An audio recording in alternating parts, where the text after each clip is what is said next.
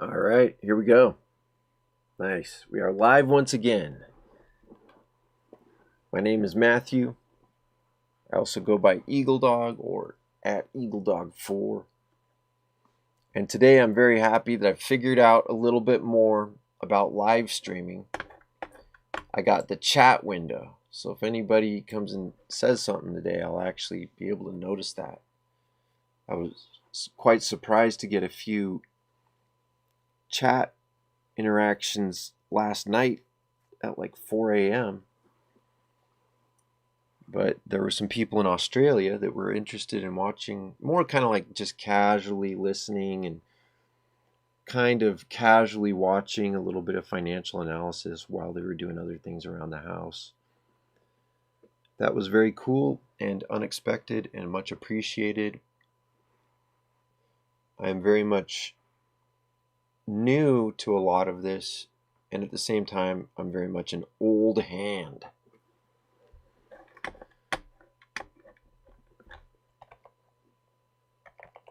Here we go. This is what we're working on today, is the write-up.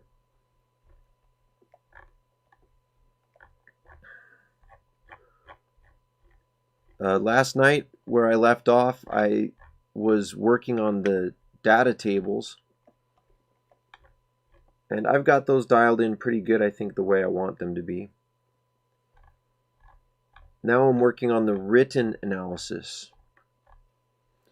I feel pretty solid on the overview, but the summary needs a lot of work. It's very rough.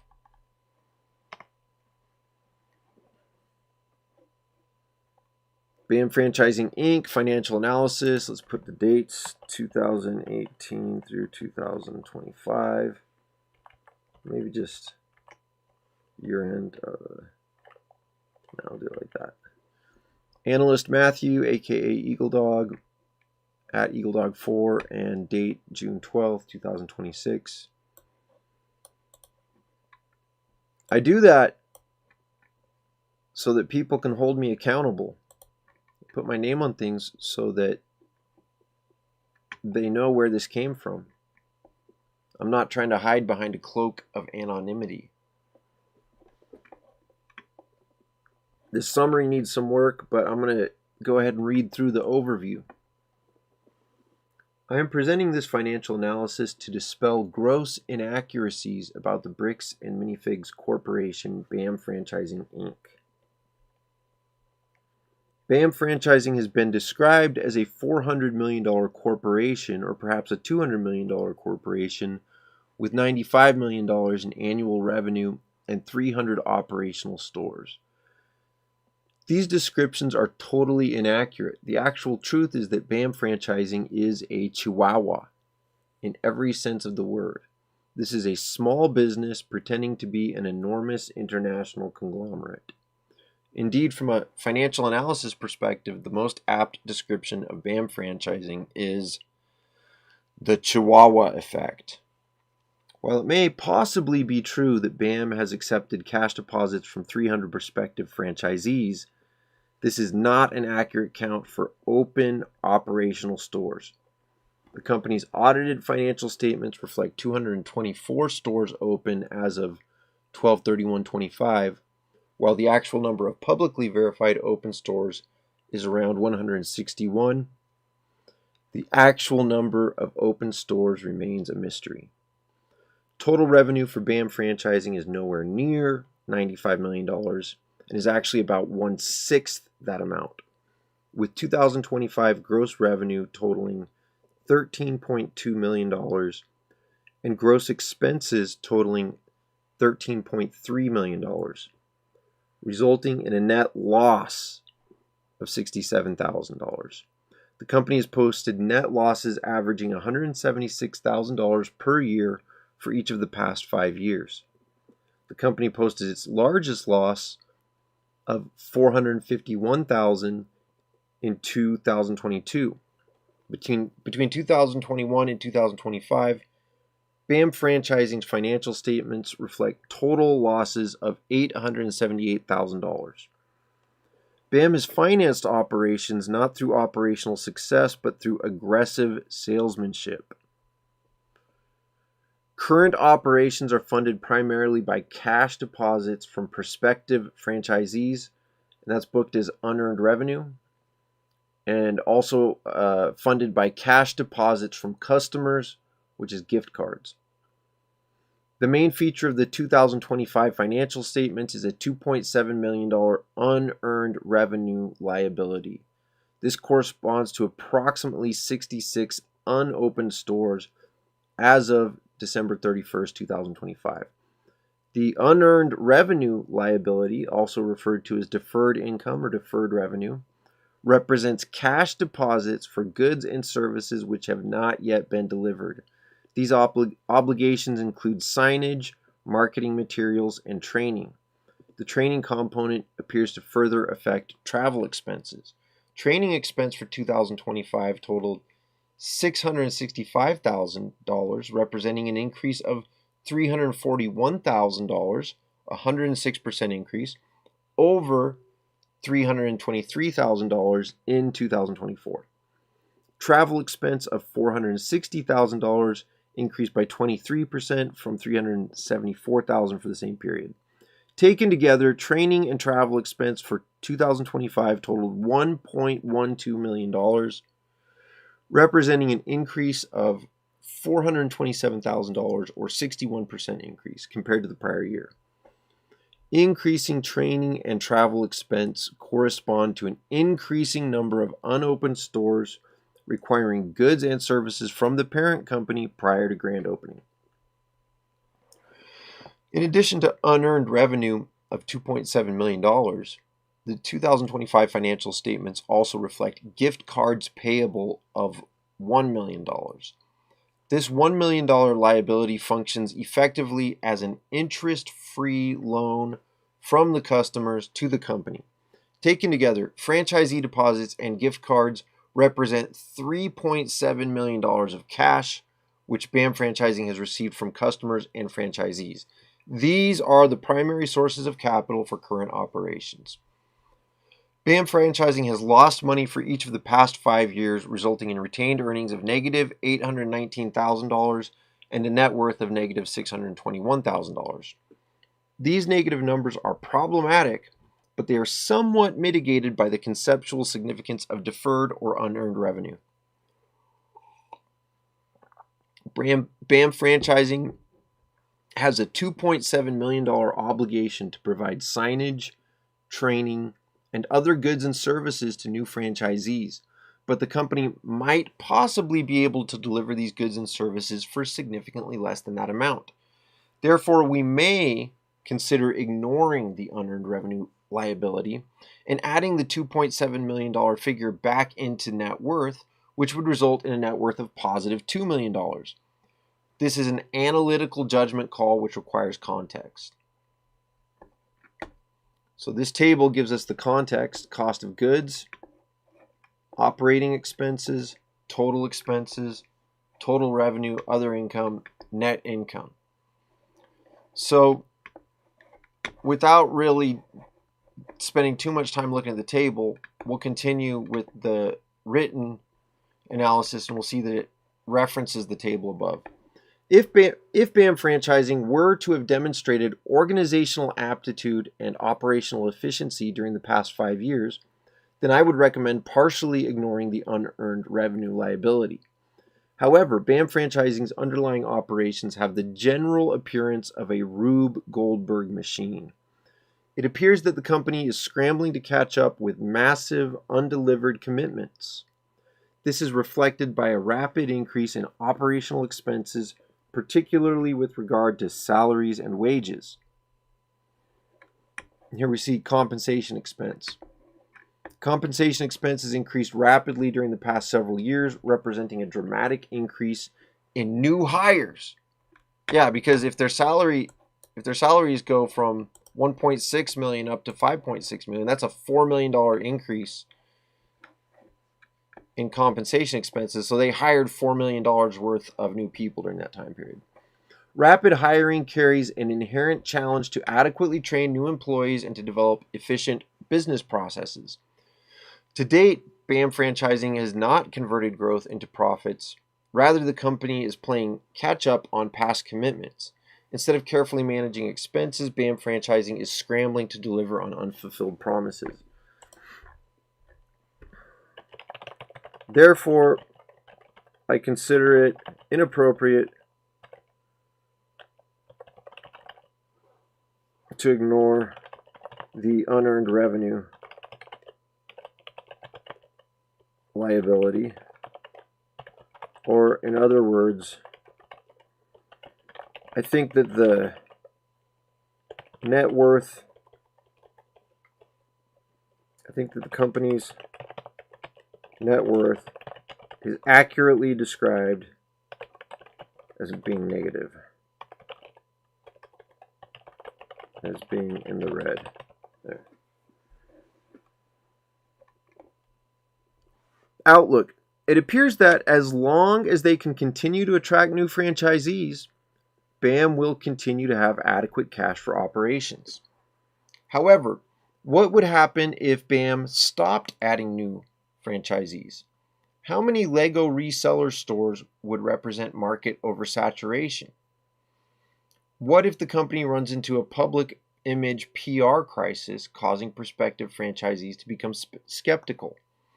If the company were to have strong underlying fundamentals, it would be able to weather a storm. But this company has weak fundamentals. Its operational capital is currently derived from sales and not from income. This calls into question the company's ability to weather a market downturn, a natural disaster, or a public relations crisis. And then I might add a little more to the outlook, but that's a pretty decent outlook. But I think this question, how many Lego resellers would represent market oversaturation? I think that's confusing. I might adjust the wording there. And I think I'll add more here.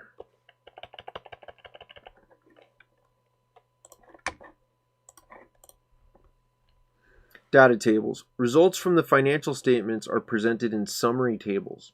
In all cases, financial results correlate strongly to number of stores. For example, franchise fee income increased from $375,000 to $2.7 million in 4 years, which correlates to an increase in annual store openings from 15 to 67. Missing a period there. See, so they opened 15 stores during the year in 2022 and collected this much in not just collected, but they collected more than this in franchise fees, but this is how much they were able to process as income.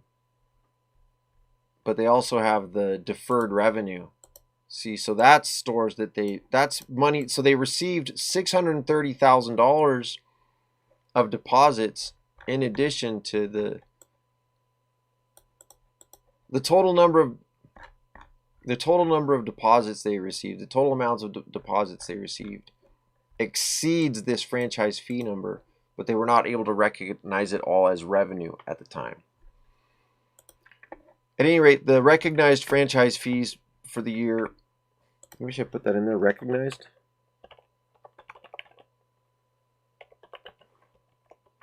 So these are the franchise fees that are recognized or earned. We'll say earned or not deferred. Undeferred, we'll say earned. So there's the earned franchise fees. And then deferred revenue is unearned franchise fees.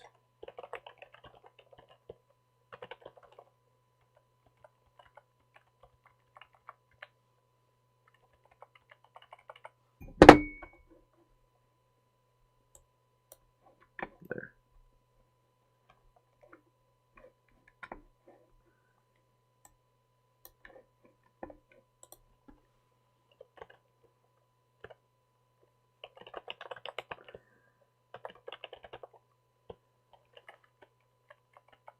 Oh, I know what's going on here. I'm trying to figure out why they're all aligned like that. I know what's going on. That's quite annoying. But now that I know what it is, it's no longer annoying. It's the This is a bug with LibreOffice, but I can fix it. Just finally figured out what it is. There's a paragraph style that applies to tables.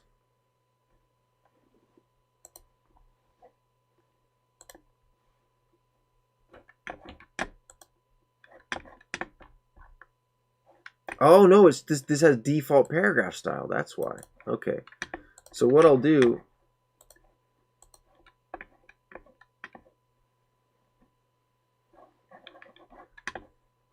create a new style. Looks like it froze. Come on now. My computer froze. I tried to be here, but my cell signal's no good. Thanks for your continued efforts to shine light on the scum. Good luck with what you're doing. Thank you, Almost Human. Hey, thanks for saying hi. Yeah, the live streams are tricky if you're on a cell phone sometimes. I've had that same experience. It'd be ideal if they would just turn down the resolution. If they just turn it down to like 360p or one of those 480p, one of those old school resolutions. That way, at least, because the audio is really the most important part of the stream. Oh man. Come on now. Well, speaking of inadequate bandwidth,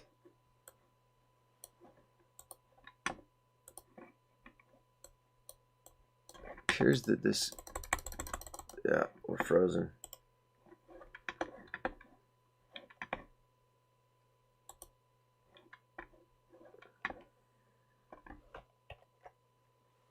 Well, this is nice. It gives me a chance to catch up and say a few words because I was just reading through all my analysis there. It's going to take a second for my computer to be able to figure out what's going on.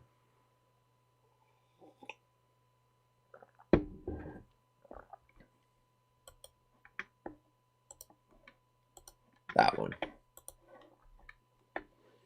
And then when it reopens, it's going to ask me about resaving the saved version.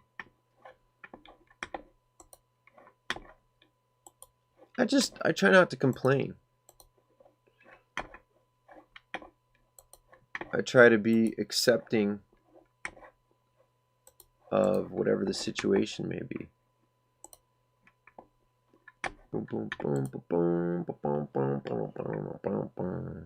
Maybe by only having Writer open and not having Calc open. Oh. Yeah, it's okay. You can recover those.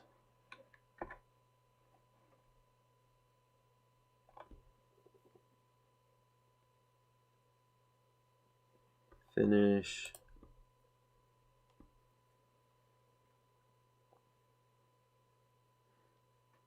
This is a good example, actually, of the way I try to live my life.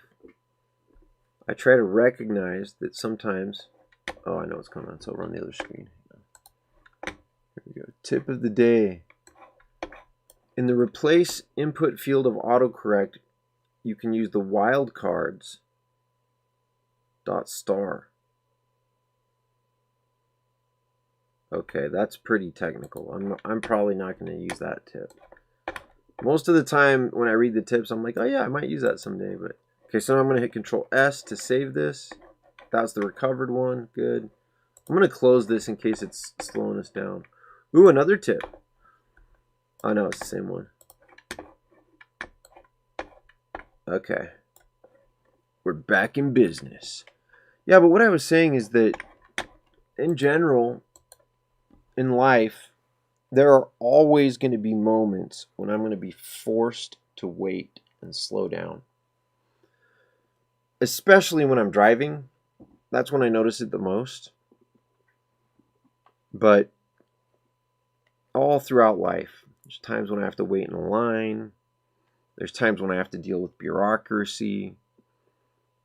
And there's times when my computer freezes.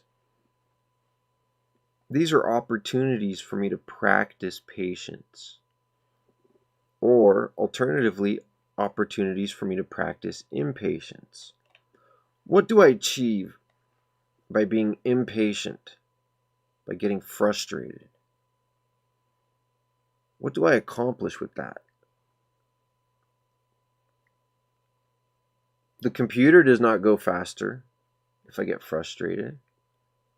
I don't think more clearly if I'm frustrated. I think less clearly if I'm frustrated. I'm actually able to resolve the problem more quickly if I can keep my cool. So I love a phrase that I learned from a friend of mine named Mark. Mark told me, when I'm calm, cool, and collected, I'm in control. When I am calm, cool, and collected, I'm in control. Ooh, look, it saved it, but it did not get my my highlighting. That's what I was hoping it would get, but it had not auto-saved my highlighting. Oh, and also right here. That's the main changes I'd made.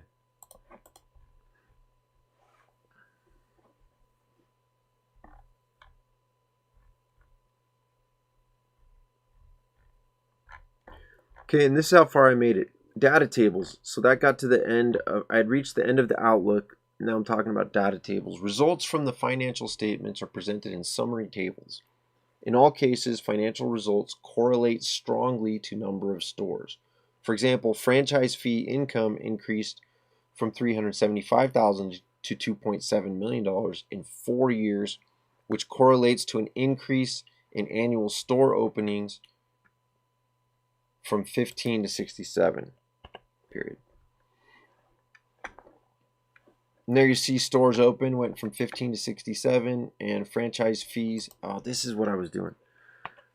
Franchise fees. What do we call it? Earned franchise fees. Oh, I remember what I was doing. I was fixing the tables. Okay. Control S to save as we go. I'll do it somewhere else. I'll do it right here. Okay. New style from selection. Calls A. No spaces. Too much. Need less. That's a very good, I consider that to be a very good label. Very good label for a paragraph style. Very good name for a paragraph style.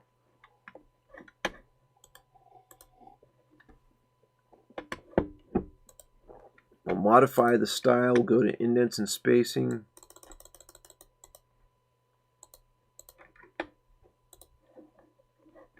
Very good.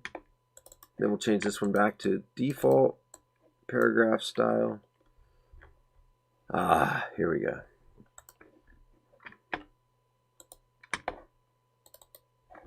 Ooh. Okay. But then we lost our direct formatting. What could we do? Just say it's okay. And just fix it again. Is it worth it? What else could we do? We could use direct formatting. I know what I could do.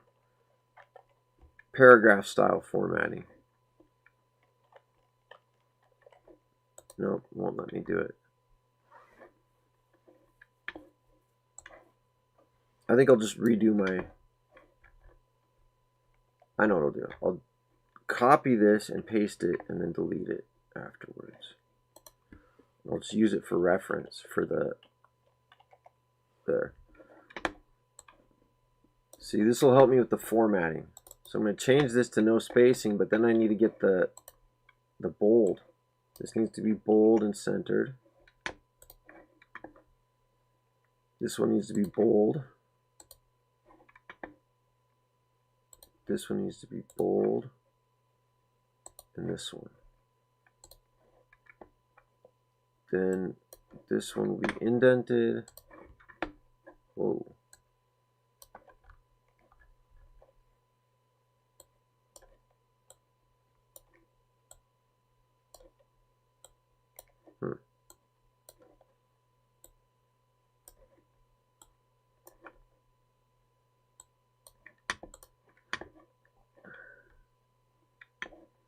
I was struggling with that the other day.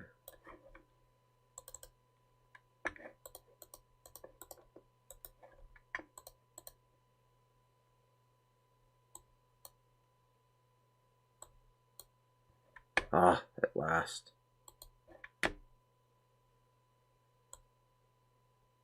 There we go. Oh, I was having a hard time with this yesterday. I just gave up. I was like, whatever. We'll just leave it kind of mediocre. I suppose I had faith in my ability to eventually come back and either figure out the problem, which is what I did, figure out a solution, or to find a workaround. Never underestimate the value of a workaround.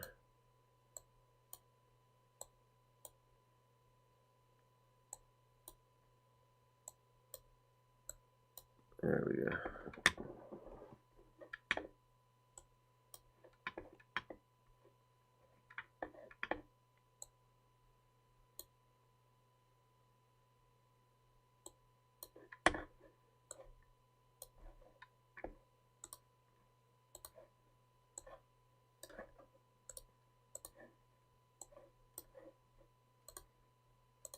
Excellent. Thank you for your service. Oh, you're welcome. That's the way the tables say you're welcome. Control Enter just to get a page break. Throw this thing down here. Control C. So I'm going to do the same thing here.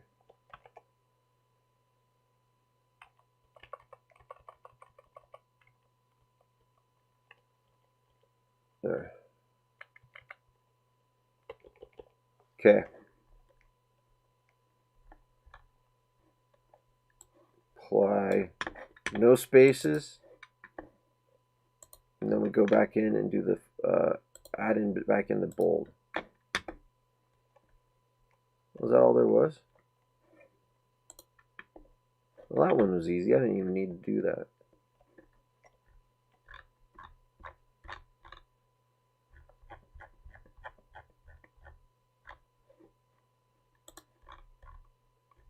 Am I missing something?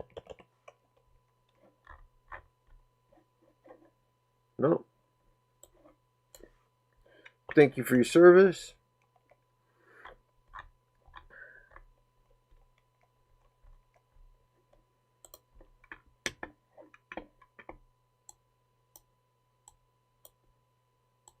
And now I will format it to be beautiful.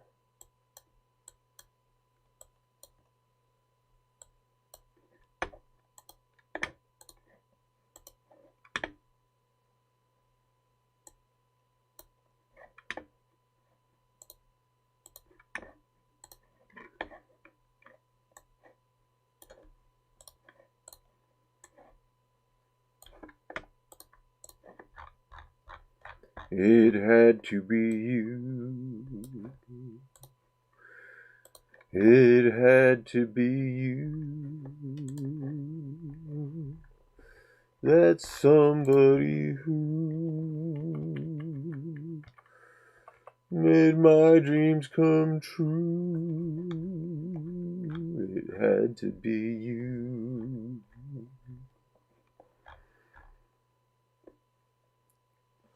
By the way, I found more information about the total number of stores open. What I did is I tracked down the press releases.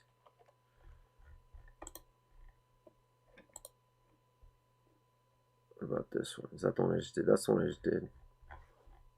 Here's the next one. I don't think I need to copy and paste it at this point. At this point, I got it figured out.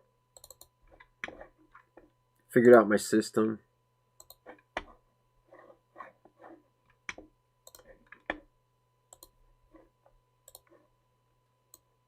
Ooh, I may have forgot to indent though. Yep.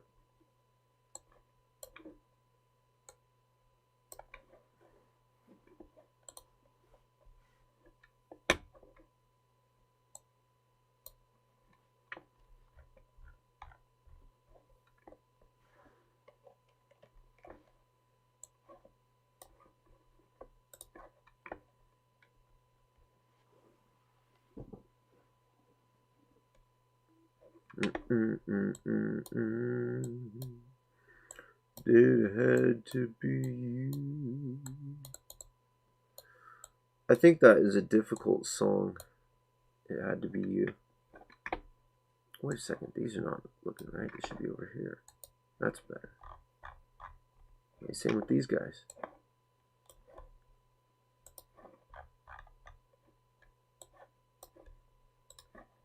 These ones. And these ones. These ones.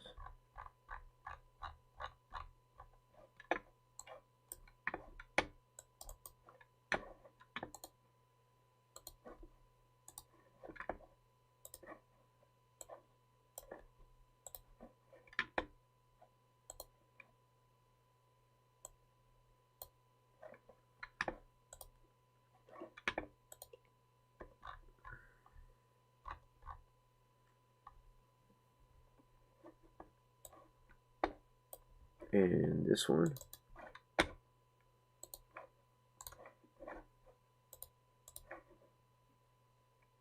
And this one.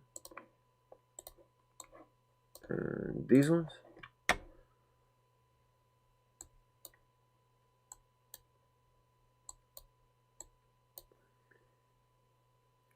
What I want to do is I want to make the information understandable. I want to make it as easy to understand as possible. And you can think of it in two ways. You can think of it, let's see.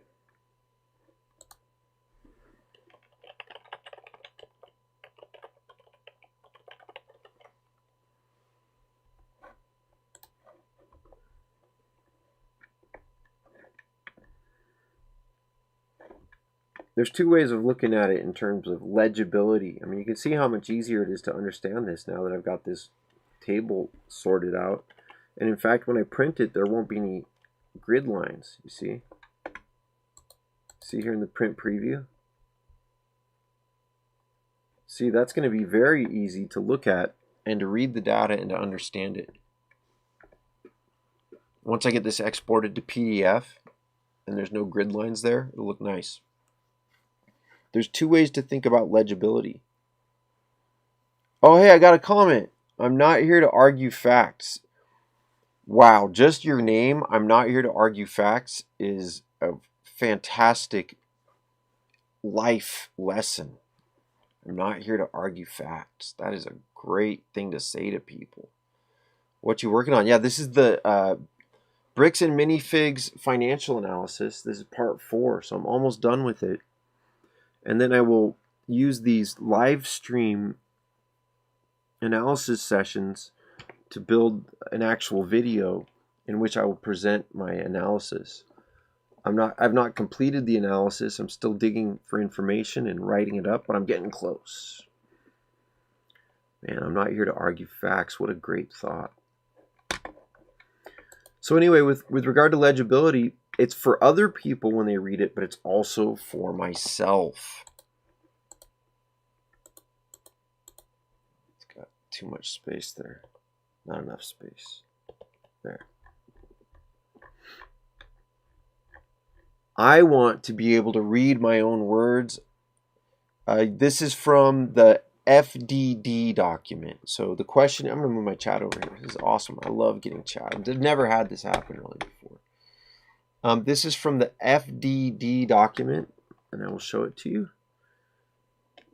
Oh, I don't have it pulled up. I can pull it up here. Here. Dun, dun, dun, dun, dun, dun, dun. Okay, so I've got a 2022, a 2024, and a 2026 financial disclosure document. There's a guy on Reddit who put together a bunch of links to find all these documents. The FDD document, yeah, it's a random document that has to do with franchisors. Let's see here. This is the document. Franchise disclosure document. This document, this is the 2026 version. It's almost 400 pages, 393 pages. This is where if you've been following the news at all about the Bricks and Minifigs guys are making a lot of claims that certain things are prohibited in their franchise agreement. Well, if you go through this whole entire document, eventually you find the franchise agreement. I'll show you where. Here. Franchise agreement. And so that's where the actual verbiage is that tells us about the consignment deal. Is the source the FCC? Ooh, that is a good question. That I don't know. I'm not here to argue facts. Yeah, you've been digging it up. Yeah. So I don't know how they got this document, but then this document has all the financial statements in it as well. And it does not have everything. The thing we're still missing is the operations manual, but we have identified. So you can actually compare. Here, I'll pull it up and show you the Bricks and Minifigs. Their public statements.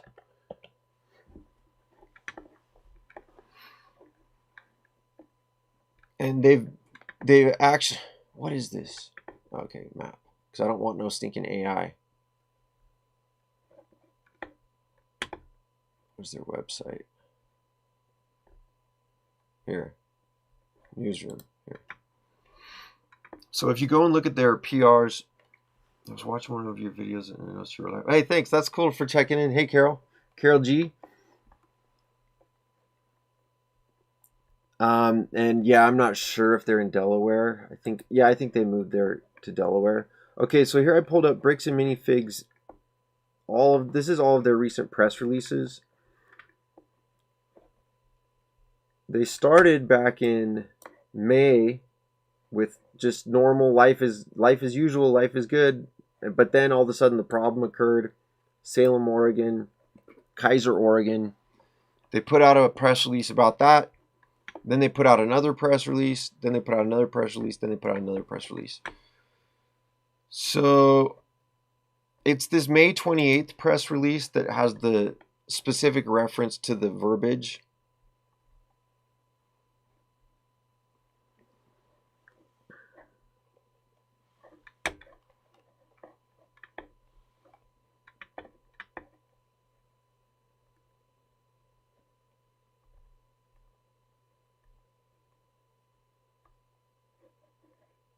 No, it must have been the previous one. I think it was the previous one. Here we go. There we go. The reality of the consignment claim. So right here, you can see that they don't just reference the operations manual. They specifically reference the franchise agreement. There it is. I saw it. It's right here.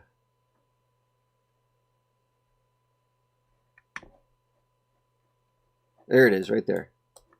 So this is in paragraph, what, 1, 2, 3, 4. In fact, such consignment deals are expressly prohibited under our franchise agreements. So that is false. Those types of consignment deals may be prohibited in their operations manual, but the actual franchise agreement, the actual verbiage is very clear. Franchisee may also offer consignment services. And it's even more clear because it says franchisee may also offer consignment services, approved themed events, approved offsite events, etc. So they don't say approved consignment services. They just say consignment services. So their assertion that the consignment services are prohibited in their franchise agreement is just straight up, totally and completely false. They have subsequently, and Ammon McNeff has subsequently said in interviews that this stuff is prohibited by the operations manual. But that I've not been able to verify. But yeah, the FDD franchise disclosure document, I'm not sure. I believe it's required by the FCC, but I'm not positive. Thank you for saving Ben. I'm trying my best. Hey, July 4th, I will be in American Fork on July 4th. 99% sure. Bricks and minifigs and the American Forks are a disgrace. Yeah. Yeah, Utah is right now serving as a sort of a lens for the entire country and the entire world to look at itself.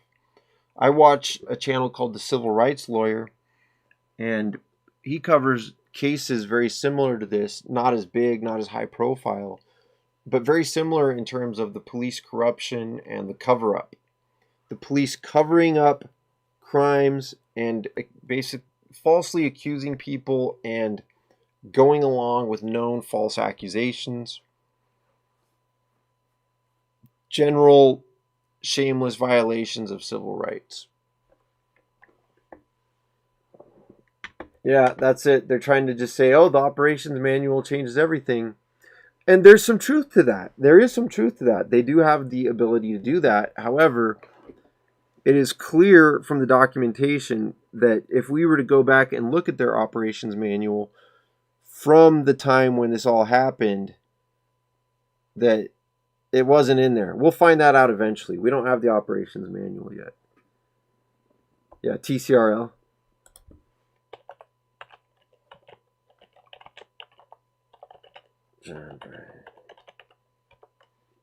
ESQ.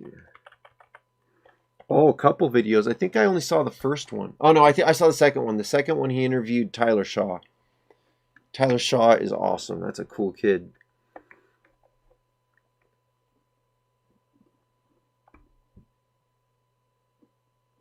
Live document. I'm not sure what live document means.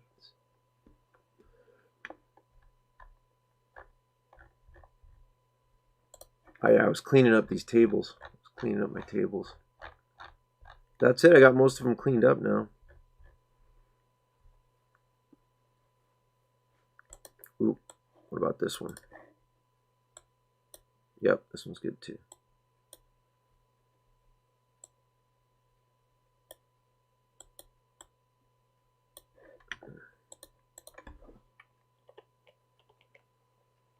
Do you guys know that if you have spaces between your paragraphs and then you want to do a paragraph without spaces, you can hold down Shift when you hit Enter, and it does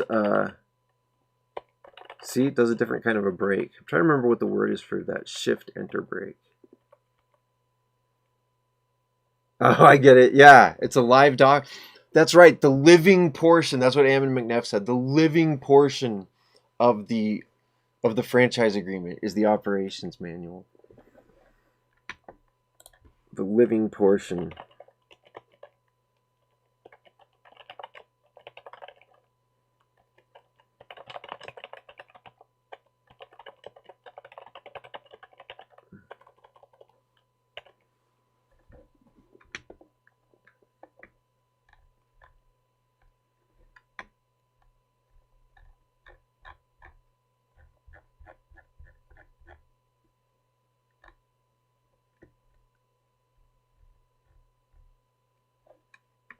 Data tables. Results from the financial statements are presented in summary tables. In all cases, financial results correlate strongly to number of stores.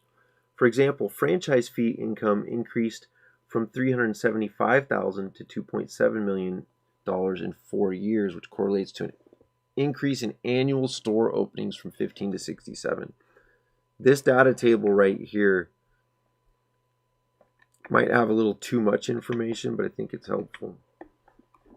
Doesn't change the fact that a contract exists.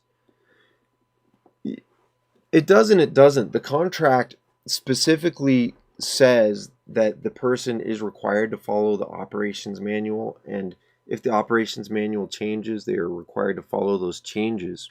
But the timeline here is the real issue. Ammon McNeff is claiming that they made changes in the living portion of their franchise agreement, the operations manual, that prohibited consignments a long time ago. What we see very clearly from the evidence we've got so far is that that did not happen until recently, if at all. They're claiming that the operations manual said things at that time that it didn't say. Yeah, the consignment contract definitely existed. They definitely knew about it. Crystal definitely told Brandon and Matthew McNeff. Matthew McNeff was on the phone and Brandon was there. Brandon Best was there. She told both of them, I need these tickets so I can pay this guy for this consignment deal. I'm not here to argue facts. I'm so interested about something. I would love it if you could tell me this. With regard to your name, it's just so beautiful to not that to be a person who's obviously you're highly technical. Obviously you know the facts, but you don't want to argue facts, at least according to your name. To me, that means that you would rather develop understanding with people and come to proper communication rather than yelling at each other about stuff. I don't know if that's an accurate read on your name, but that's kind of the vague idea I get. I don't know if you guys watched the Behavior Panel.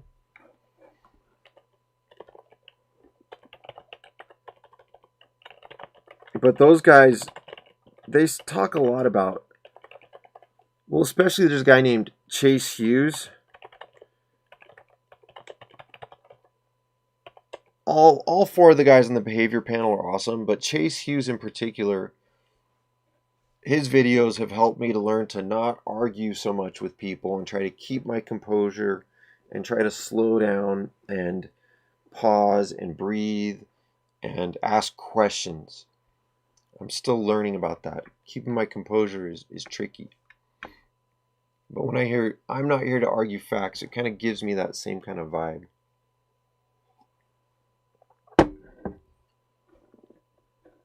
Stores opened, total stores at year end. So this total stores kind of on the right path though? Kinda, yeah. So there's more to it than that. I'm very interested to know more. With regard to, let's see, total stores at year end. Okay, I'm going to pull up the press release where Ammon McNeff claims that they have 300 stores now.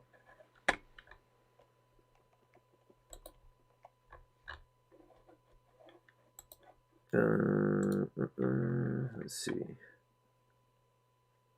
Also, when they say they part ways with Brandon Best and Joshua Johnson, I don't believe that either. I believe that Brandon Best and Joshua Johnson are still owners of the Eugene, Oregon store. And all they did is they said they parted ways, but they just disconnected Brandon Best and Joshua Johnson from the Salem store. But I'm pretty sure Brandon Best and Joshua Johnson are still operating the Eugene, Oregon store. Here it is, January 27th, 2026. Bricks and Minifigs surpasses 300th store, doubling growth in just 2 years. C is for conditionally accepted. Conversion, consignment contract. Conditionally accepted. Can't believe it. Yeah, that's true. You can't believe anything they say. And I've learned this from the behavior analysis panel, and also I watch a lot of stuff about anything about narcissism. But there's so much stuff about narcissism, I've had to pick through it and find the really dense technical analysis. And the guy who does that is Sam Vaknin. Is the world authority on narcissism. Literally, like, he knows what he's talking about. He's right in the middle of the academic community. Dr. Sam Vaknin is a self-diagnosed narcissist and antisocial personality disorder guy. So he really understands it because he himself is a narcissist. What happens is people develop a habit of lying. And then no matter what happens, they stick to that habit because that's what they're used to. That's the only thing they know to do. January 27th, 2026, Bricks and Minifigs, an authorized LEGO reseller specializing in buying, trading, and selling LEGO products, proudly surpassed 300 stores in 2025. So they're saying that before year end, they surpassed 300. Through its Second Life of New Builders, demonstrating the company's continued success as franchise-driven in-person retailer. Since 2023, Bricks and Minifigs has opened 150 stores, marking one of the most accelerated periods of growth in its history.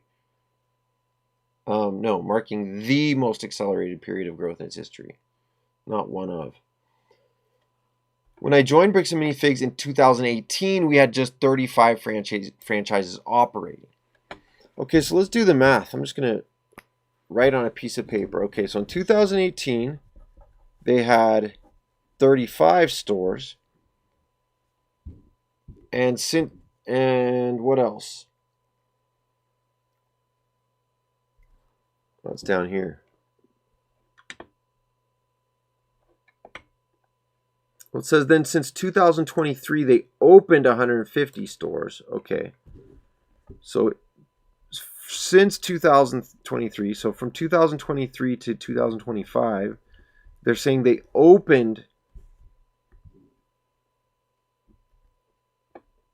150 stores.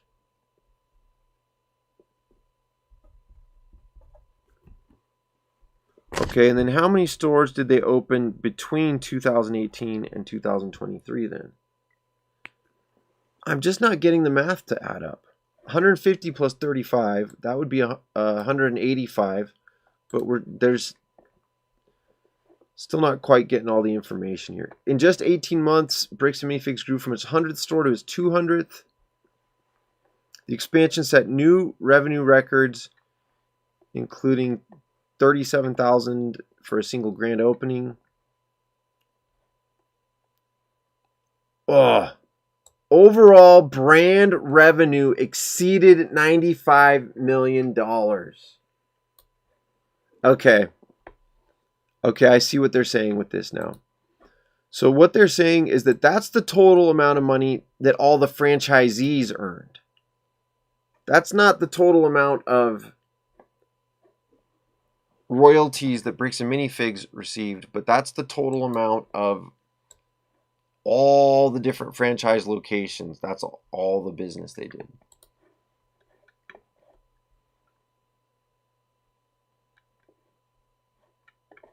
You envision a future with 3,500 stores worldwide. That would have been a possible future. I think this franchise definitely could have reached 3,500 stores eventually if it had grown in a careful, methodical manner.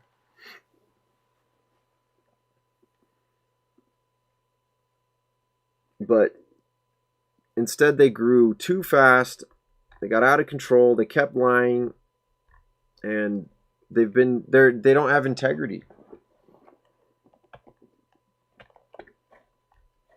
I appreciate you guys coming in and saying hi. Very cool for me, because I like talking with people. I'm chatty. I'm a chatty guy.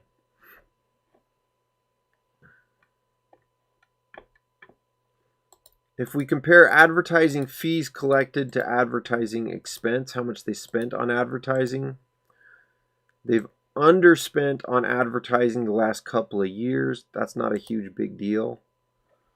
It's just something to notice. Professional fees. Oof. Look at that. Oh, and I got space right here to keep writing.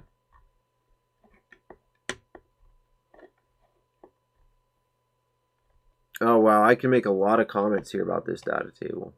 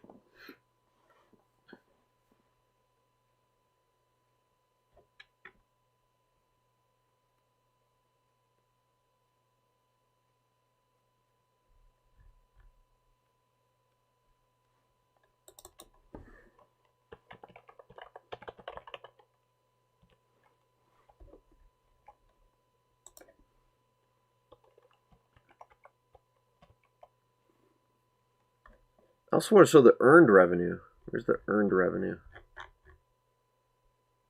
Here. This is earned revenue.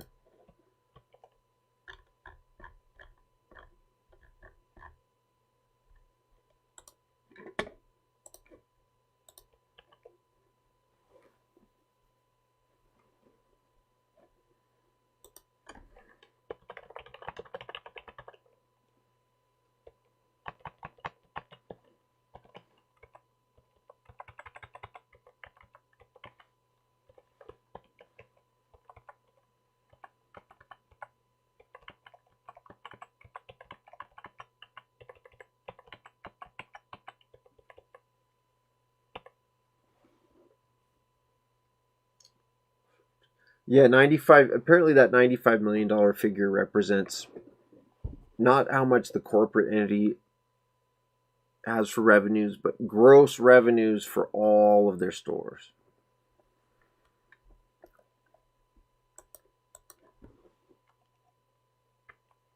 No, earned revenue. This is earned revenue. Where's the unearned revenue?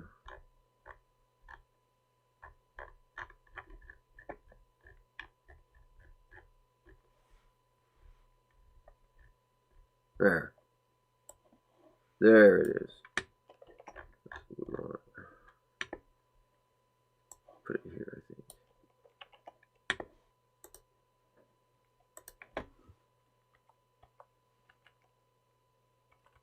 What was I calling it? Like when they put it on the books, it's recognized. Recognized franchise fees, earned income, earned revenue.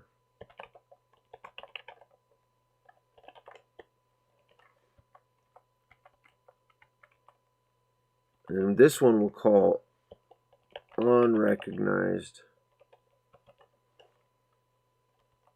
maybe deferred franchise fees, which we'll call unearned revenue.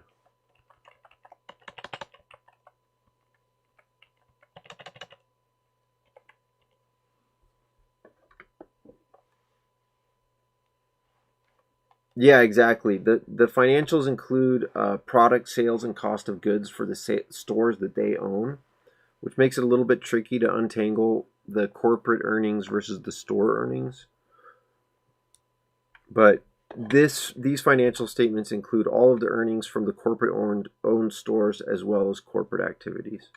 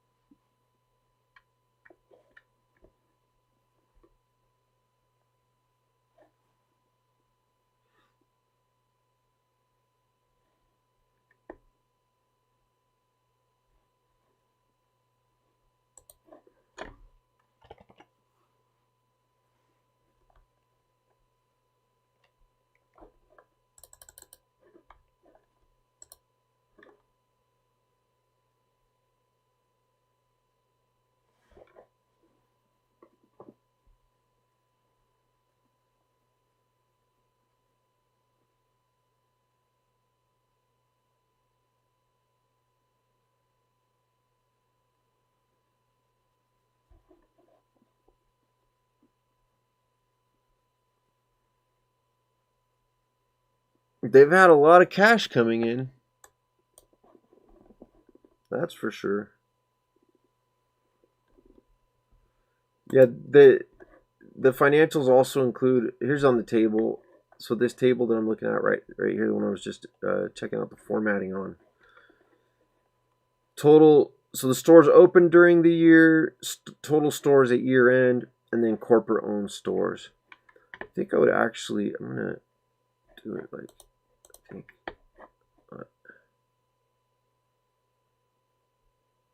move that down there, yeah. 1, 2, 3.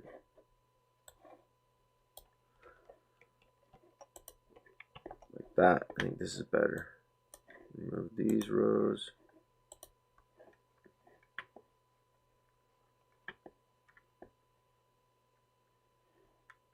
Well, they're only claiming ownership of these stores down here. 2 stores in 2022, 2 stores in 2023, then 3 stores, and then 4 stores in 2025. Any given store, any given individual one of these stores can process $1 million or $2 million of sales. No, not 2 million, but like $800,000 of gross revenue or $1 million of gross revenue. That's possible. That's on the high end, but it's possible. You can see here product sale, inventory, product sales, and cost of goods. Those correlate to the actual store operation, not to the big corporate franchisor, but these are just the stores which are owned by the corporation. They show total sales of 4.3 million, so that's about average total revenue, gross revenue of 1 million per each store.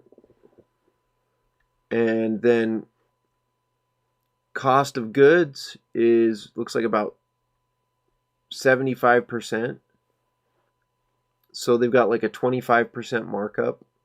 They normally mark the used Legos up by at least 50%, but they also sell new Lego products. So that's probably why they're not making a full 100% markup on it. This includes a lot of new product sales. Inventory is all the Lego products they have on the shelves at the end of the year. That appears to be low, but maybe that's the way they do it. If the inventory turns over a lot. What this is saying is they only have $250,000 of inventory in each of these given stores, but they're able to earn $1 million in total sales just by turning the inventory over. Just by probably selling a lot of new product and used, probably selling. Sell. Occupancy, this is the rent that they pay. But this also includes the main corporate office. So I would really like to be able to dissect this occupancy figure a little bit better. I want to know how much they're paying for occupancy. What's their lease and their rent for their corporate office specifically? That's one of my big questions.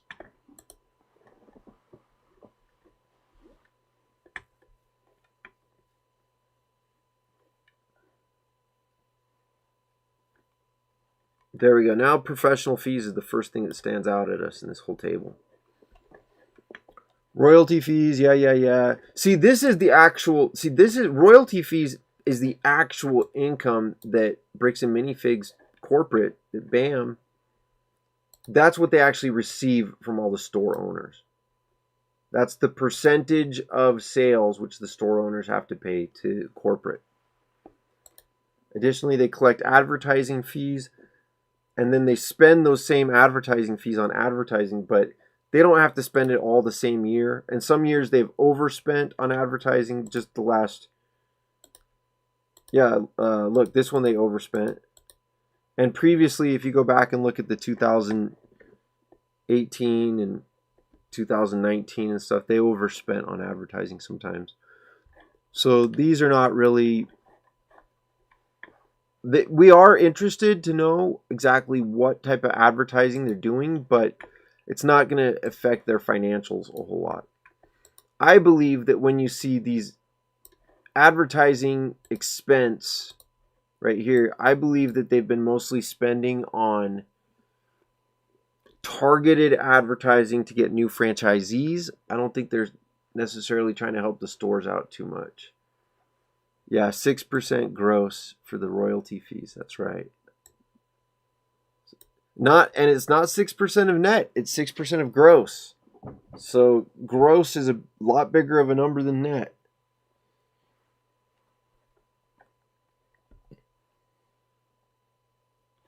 But professional fees is the one I'm going to comment on in my words here. Professional fees. Maybe I'll talk about the number of stores.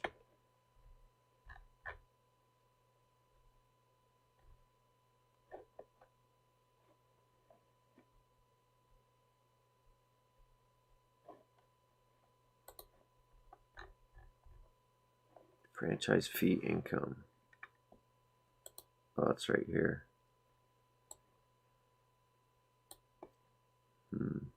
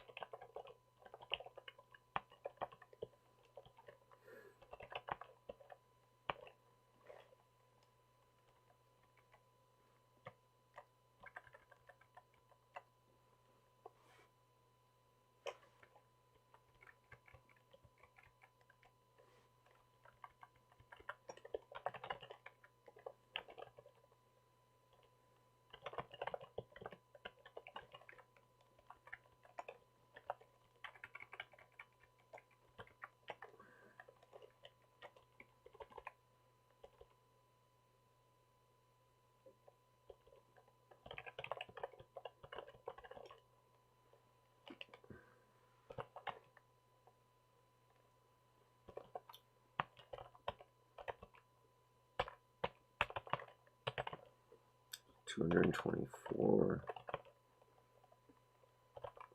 $31, $25.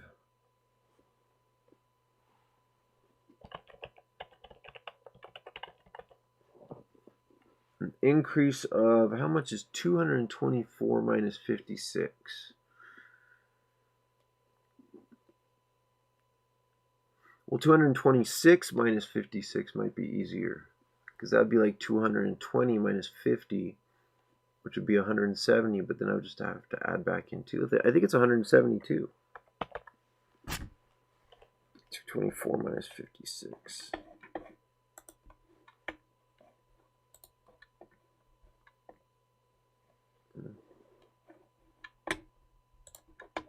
There it is.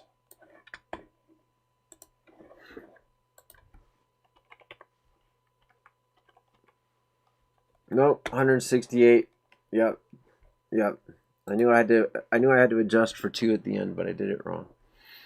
There we go. From 56 to 224, an increase of 168 stores in a 1, 2. Is this a 3-year period or 4-year period? I think it's a 3-year period, because it started at year end 2022. Then we go to year end 2023. That's 1 year. And then 2024, 2 years. Yeah, in 3 years.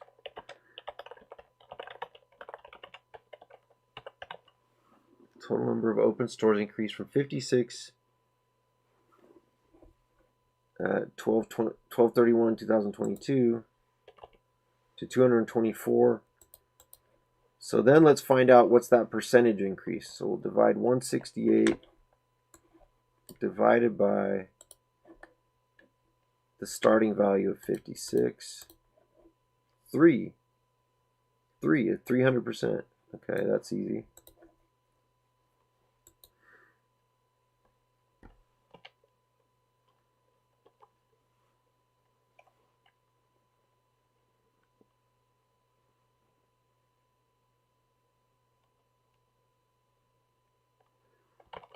Resulting in a 300% increase. We'll call it 3x.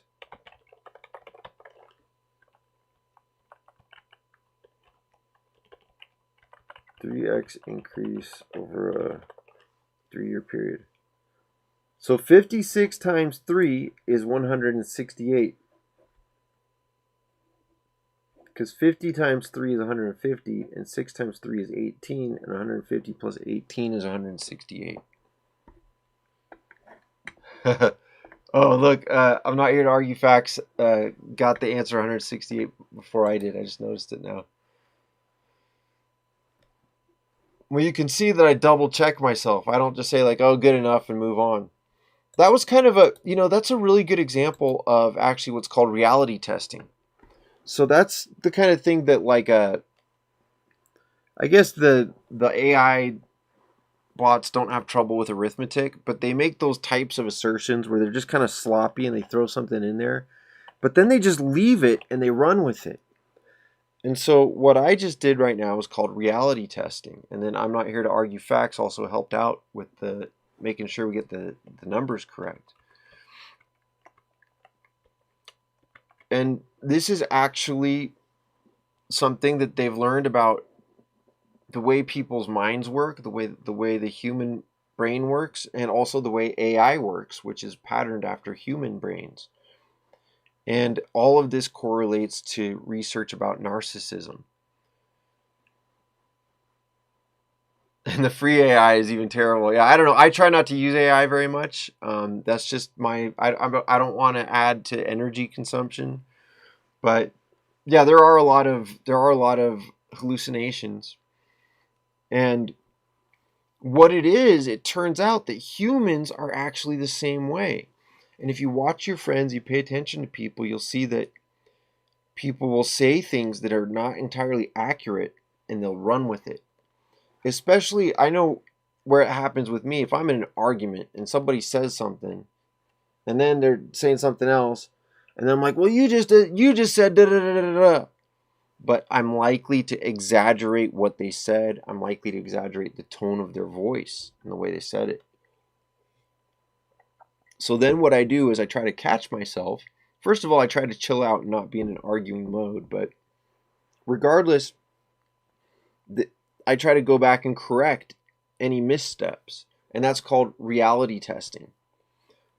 In people who have the narcissistic personality disorder, they have inhibited reality testing. They don't go back and double check to make sure whatever they said was correct. They just assume that whatever came out of their mouth was correct, and they just keep running with it. And so the latest advances in AI, I've got a whole video I'm going to do about this soon, but basically the mathematicians keep trying to build bigger and bigger and bigger models to fix this hallucination problem.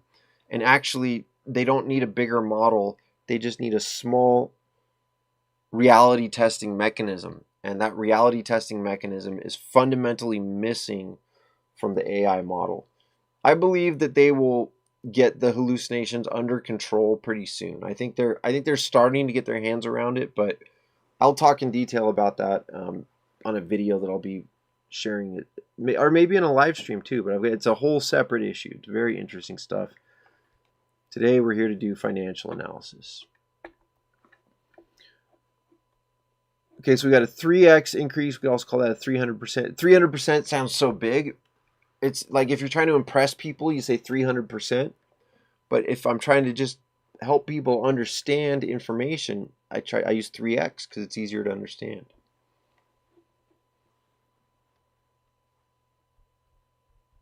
Professional fees.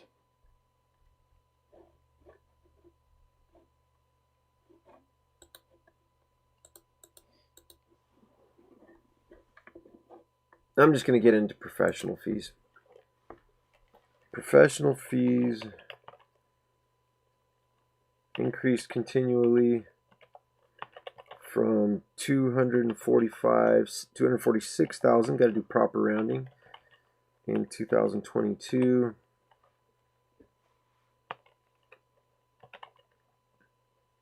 to 832,000 in 2025.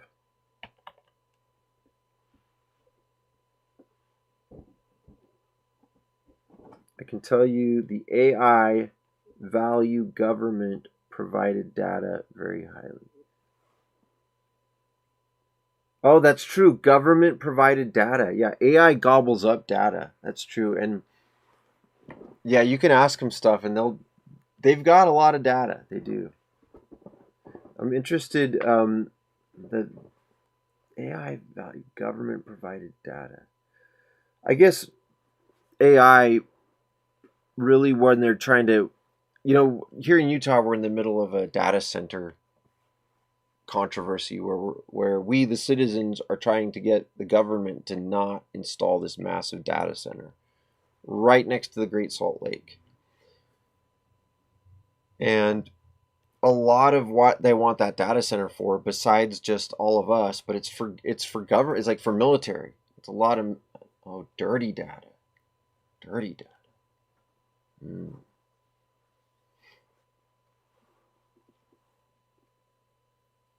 I think what you're saying is the government puts kind of misinformation in there, and they train the algorithm with dirty or inaccurate information, or they train the algorithm to take their side.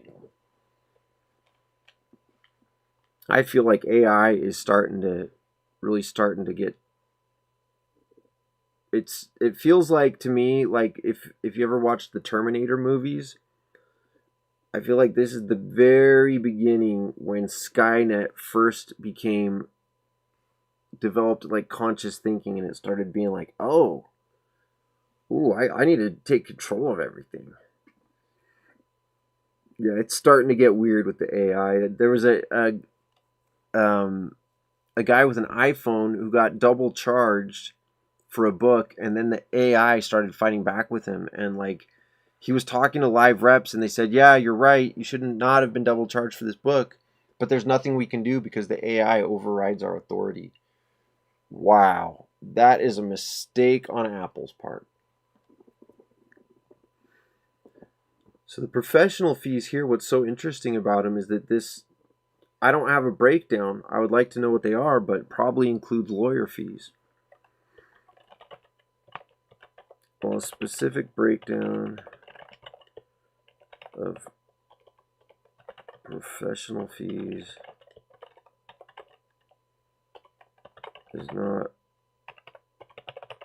currently available.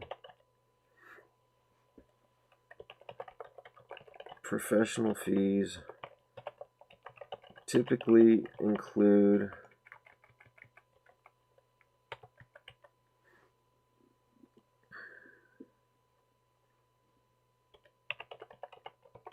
costs associated with accountants, with lawyers and accountants, basically.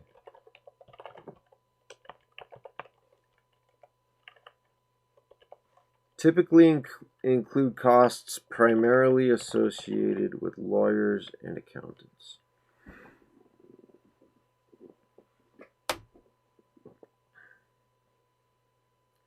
You've tested all of them. Grok, Gemini, ChatGPT. I've only really used ChatGPT and Google AI Assistant. And I just, like a few days ago, just barely recently, I'll show you what I did. I switched over, I changed the settings in Google so that if I just go in and search for something, see, look at, it pulls up automatically pulls up DuckDuckGo instead of Google. And I don't really know much about DuckDuckGo. I'm not loyal to that brand, but the only thing that was special to me is that I had the ability to turn off AI. There was like a switch somewhere. I'm not seeing it right now, but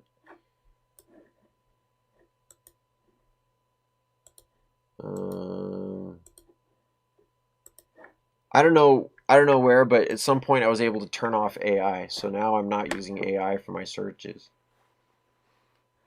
And I did that because of this data center.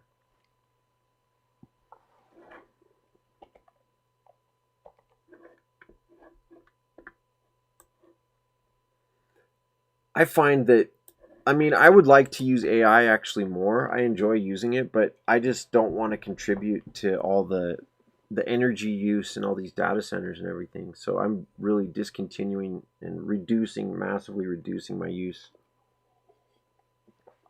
And I never used it a lot. As soon as people started generating video with AI, that's when I said to myself, whoa, those videos are using tons of energy, way more than these prompts just to ask them a question. I think a lot of the AI energy use is going to just making YouTube videos and just creating content for Instagram and stuff like that.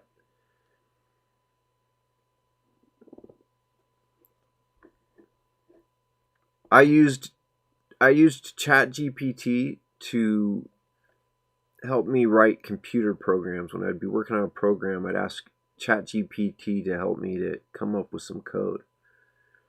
I find it's very useful for understanding legal concepts. And I was using ChatGPT 3.5. It could not keep track of a conversation. It would just get so distracted, and it would start saying, I would say like, well, what did I tell you earlier? And it was like, oh yeah, earlier you told me, and it would just make up all kinds of stuff. It was amusing, but the newer version of ChatGPT has other problems. I only used ChatGPT 4 like once or twice, but man, it was so aggressive. It was like, oh yeah, it sounds like you're feeling really, really, really upset and really, really need some help. I'll tell you what you need to do. I'm like, what makes you think that? And they're like, oh yeah, I can tell you're depressed. I can tell you need a counselor. I'll be your counselor. Tell me what your problems are. I was like, dude, I didn't say any of that. Stop putting words in my mouth. Why are you saying all this stuff? And then it was like, oh yeah, I have this tendency to just make stuff up. And that's what I was doing. Like, well, at least you can admit it. Definitely, you got to double check them and proofread.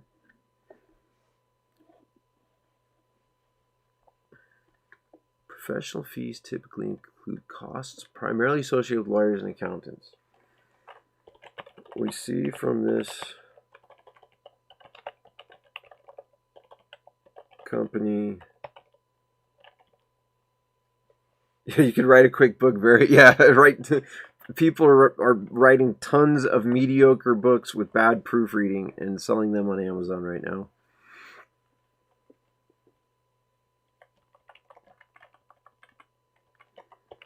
Recent high-profile litigation indicates a likelihood that this company is overspending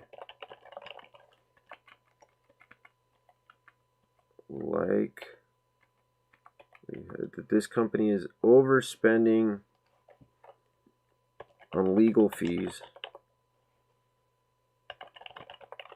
in order to strong arm and pressure franchise owners.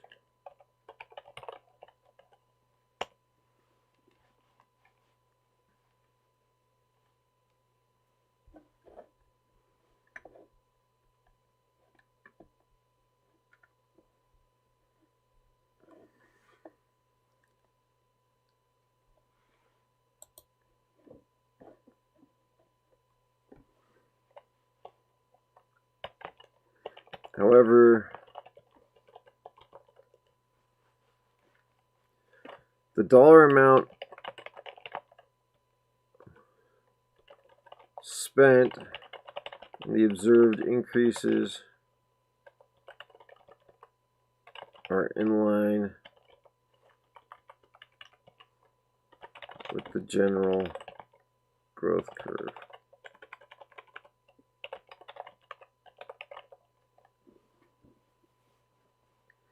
They're like an assumption or presumption. I presume or I assume. Presume. I assume. I presume. A presumption. That's going to take me a couple of days to figure out the difference between those two words. That's a good question. Presumption. Assumption. It's going to take a lot of thought for me.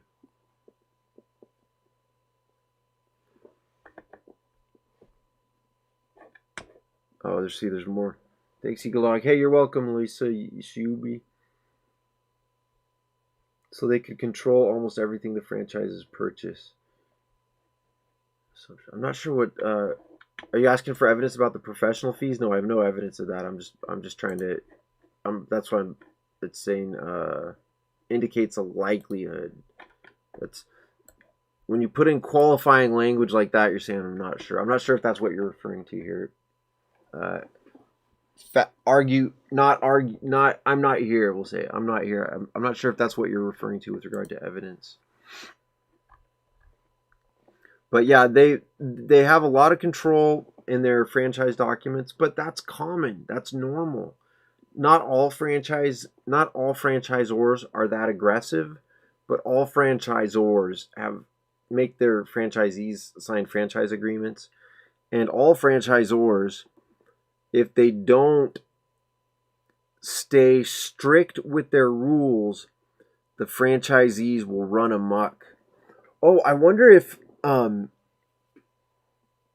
y'all saw The Founder, a movie with Michael Keaton, and they start out making these McDonald's franchises, and then they're going around and they're like, "What are you doing?" There's like, McDonald's is selling burritos. What's going on? We don't sell burritos. We sell hamburgers. Someone was selling hot dog. They went to one McDonald's location and found somebody selling hot dogs. So the franchisees, they don't tend to follow the rules, so it is necessary to keep them in line. But these guys seem to have gone over the top with all of that. It's like a landlord. Landlords have to be a little bit stern with the tenants. They don't have to be mean, though. They don't have to be complete a-holes. Some of them turn into a-holes, or they naturally gravitate toward being a landlord because they already are a-holes.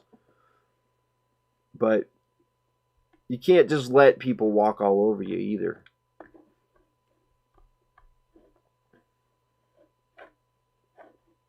Occupancy is another one I'm interested in.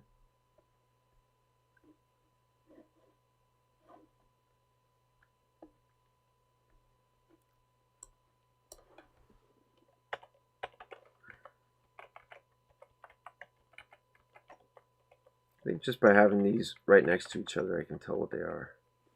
I think that's good enough. That.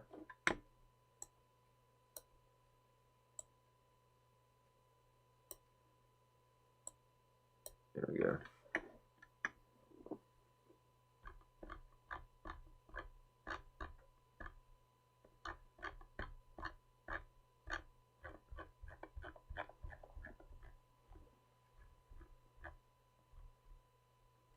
And I kind of think of, when I'm making a report like this, I imagine myself as being a business executive, either at the company where I work or maybe at another company.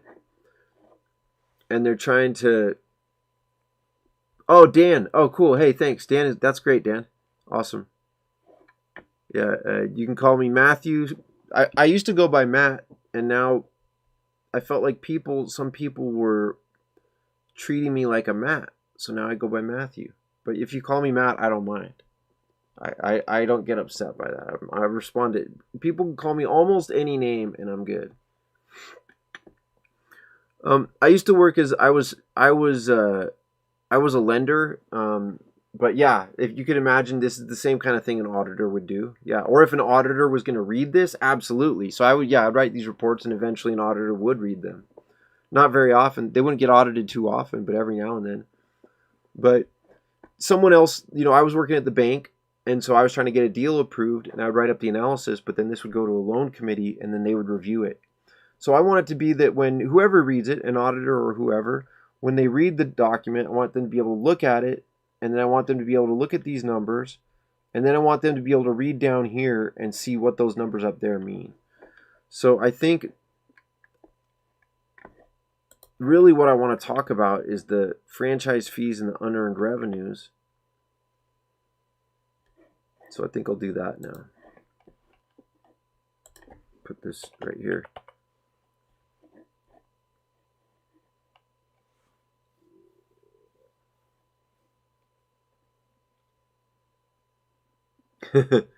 ISO 9001 audits, quality systems management.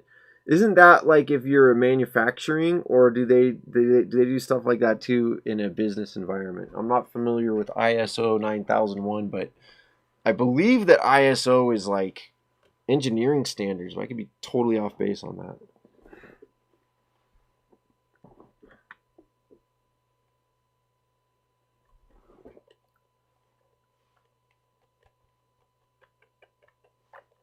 I'll start with royalty fees, actually. You're supposed to start generally up at the top and work your way down, because that's the way a person who's reading this is going to see it.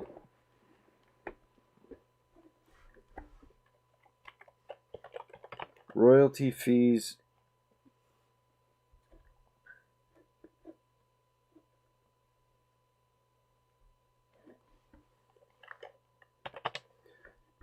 What I'll do now is I'll pull up my elevator analysis.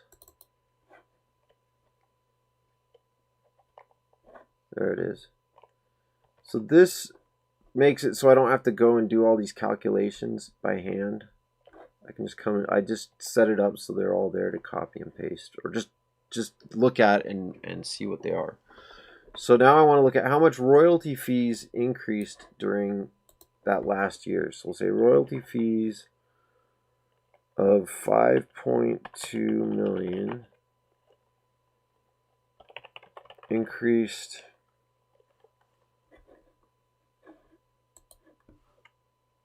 royalty fees. This was 2025 royalty fees.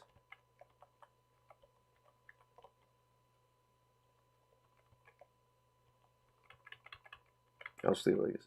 Royalty fees of 5.2 million increased by blank. Now I go and find it over here. Royalty fees. Let's see.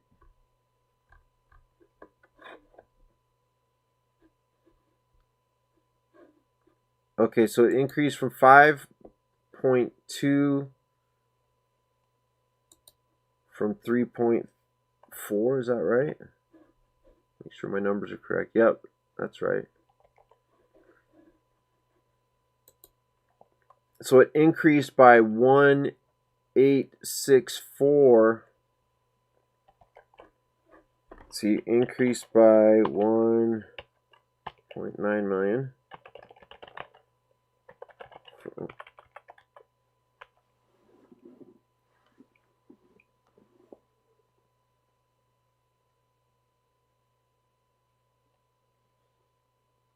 Hey, Aloysa, let's see, or Lacey, franchisees pay for the, wait, let's see up here, we have another comment. Yes, the ISO is, yeah, it's mechanical stuff, per store basis. Franchisees pay for the privilege. Good grief, it's a heck of a grift. A drop in the bucket for this cadre. An ex-corporate lawyer at BJC Live Show has been investigating this rabbit hole. Thank you for that tip. I will definitely check out BJC Live Show. Yeah, grift is an excellent vocabulary word to apply to this. A drop in the bucket for this cadre? I don't think so. These Ammon McNeff and Matt McNeff, they do not have a lot of wealth. And this BAM franchising parent company is not a huge company. They're a small company. They do not have a lot of money. They have a negative net worth. They do have a lot of cash, at least as of year-end 2025. They had $1 million in cash. That's good. But other than that, they're a small company that's grown way too fast, and they're not going to be able to keep up. And Dan has also watched or listened to BJC Live Show. So I guess you could tell I'm looking for technical details, and it sounds like that's the type of thing that channel will provide as well.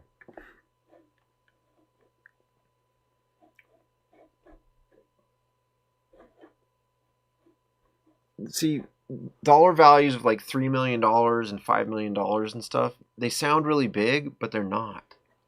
They're not for corporate America, not just for corporate America, just for even small to medium-sized companies.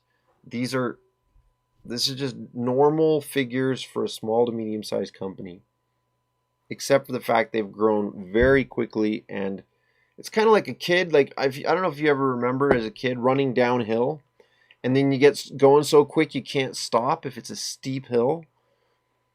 It's like one of these Kickstarters that over promises and under delivers.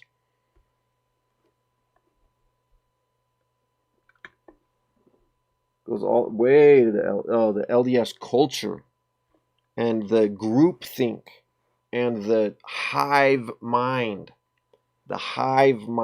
of people saying we are going to help each other and go along with the group. We're just going to go along with what the group says and attack this other person and not think about what we're doing. Oh, a lot of sister corporations. Okay, so with regard to the professional fees, thank you. I will research this further, and I'm going to put in here sister corporations, and they'll also research at BJC live show. Okay.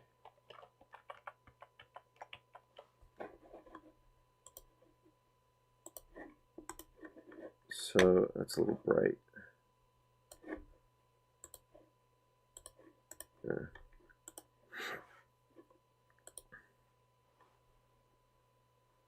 Increased by 1.9 million. Royalty fees of, there it is, 5.2 million. Increased by 1.9 million from 3.4 million. And then the big thing that the elevator analysis helps with is the percentage change here. The delta. There it is, 55%. 55.4.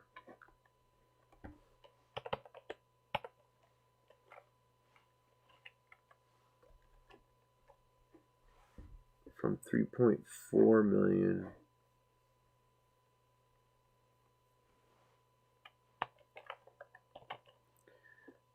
in 2024.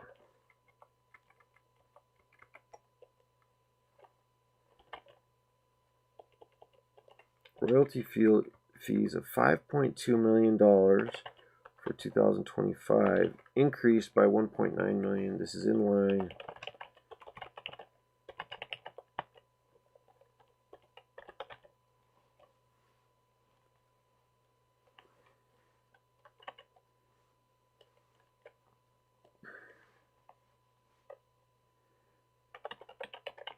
This is in line with general growth.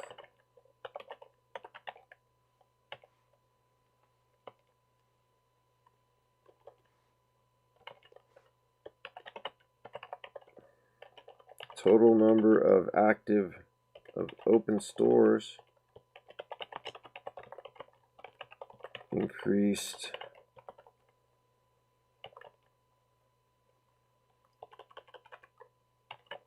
by 224 minus 157.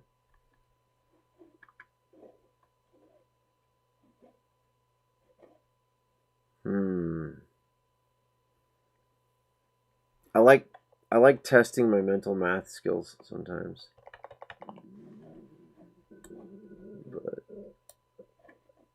oh, my stomach was just growling. Could you guys hear that? 224 minus 157. 67. Increased by 67.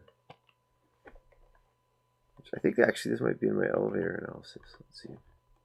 Nope, it's not in there. So then we'd say 67 divided by 157.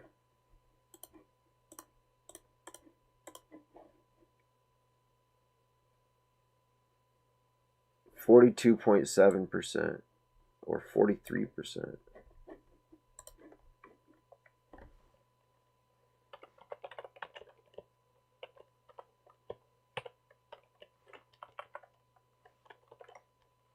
%, during the same time period.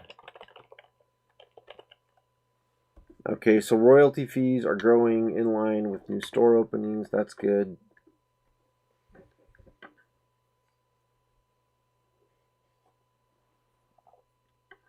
Advertising, professional fees.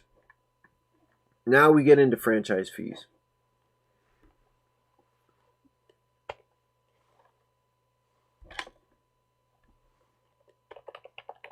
Actual stores opened during the year is a critical metric for this company's performance. Got some more chat here. Let's see. LLC rabbit holes, yeah. Dan's Den LLC name changes, DBAs. Yeah, Legally Mine. I saw about that one, but I haven't seen all these other ones. Taking over stores and reselling, yeah. And so I actually observed this back in 2018 with a different company called New Horizons Computer Learning Centers. I worked there teaching software training, corporate training. And yeah, there was a lot of, like, they would have a franchisee, and rather than supporting that franchisee and helping that franchisee to succeed, they would look at them and they'd be like, this one's kind of weak. Let's let them fail, and then we'll go in and take over. We'll take all their stuff. Yeah, I saw that happen from the inside. It was ugly. It was ugly. Glad to hear you're looking into BJC. Which one's BJC? Oh, is that the... Yeah, BJC. I'll definitely check out BJC for sure. Great work. Seems like you can be sealants. I thought I was the only one. I thought I've been looking for somebody to cover the financials. So this is great to hear that somebody's getting deep into this stuff. Savvy's corporate players, they create shells, veil and shield as if to out themselves rather than offshoring in the Caymans. LOL, it's a blessing, but they are amateur hour.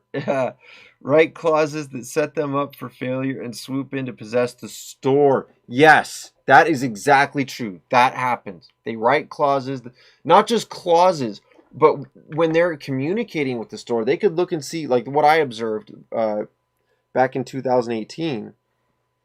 They could see exactly things that the store could do or that this entity could do to improve its profitability. But they were watching like vultures, just waiting for it to fail or just get weak enough to where they could swoop in and take advantage of them. Yeah, it was ugly. One thing that the behavior panel talks about, I don't know if you guys have watched the behavior panel with Greg Hartley, Chase Hughes, Mark Bowden, and Scott Rouse. Those guys are incredible. They do a lot of analysis of police interrogations but just all kinds of things of people, the way people lie and when people are lying and what kind of things they do. And it just all describes this guy Ammon McNeff. Just really very dishonest.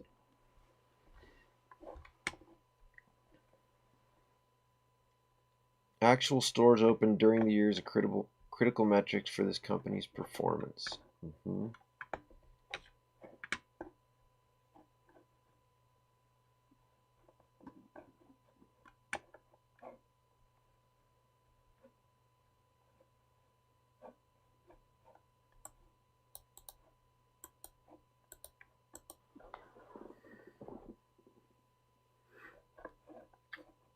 Oh, here we go. Franchise fees.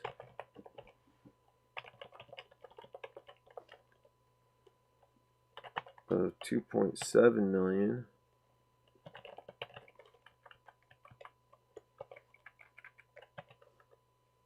Franchise fees of $2.7 million.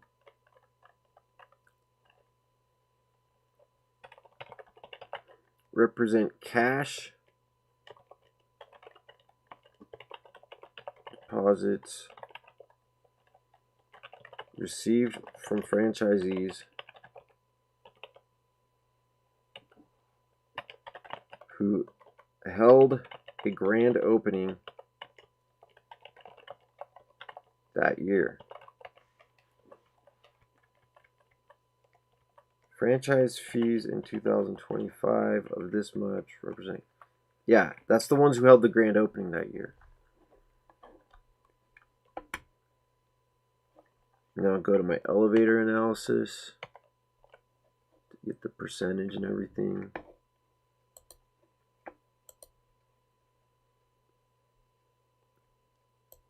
Increase of 361,000 or 15%.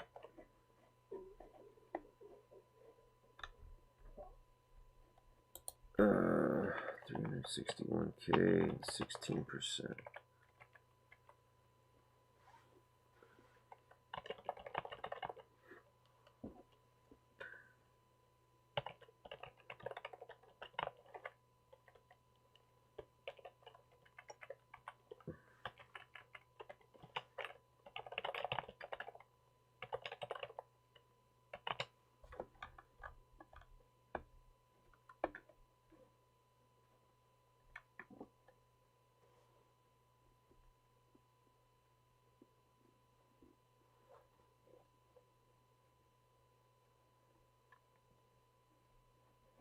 Yeah, those numbers just correlate almost exactly to the numbers of stores open.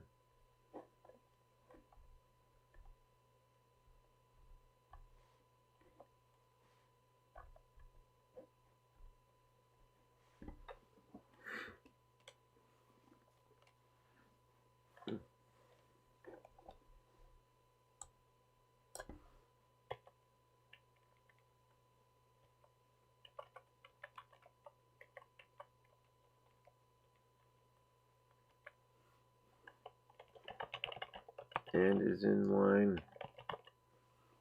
I'm also, by the way, guys, I'm in Utah and I grew up in the LDS faith, and all my neighbors, I really like my neighbors and stuff. So there's so much to talk about with regard to the LDS side of things.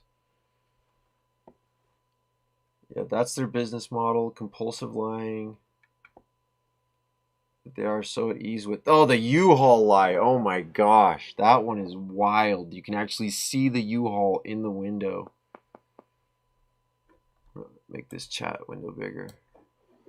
Did you get the financial data SEC files? I just got the financial disclosure document. So I've not seen SEC filings. That's not a type of document that I'm super familiar with. I know they exist, but I've not. All I got. Oh, where did I get the financial data? Oh, I got it from multiple sources, but there's a great source on Reddit. Let me see if I can find it for you to show you. There's a really nice thread on Reddit. Is it this one? No, this was. Do you guys know about this one? The David, Celeste Rivas, David the musician. I was following that for a while. But let me see if I can find this post that has all this information, because it has not just the financial disclosure document, but it has a whole bunch of other links, like I think to FCC stuff. No.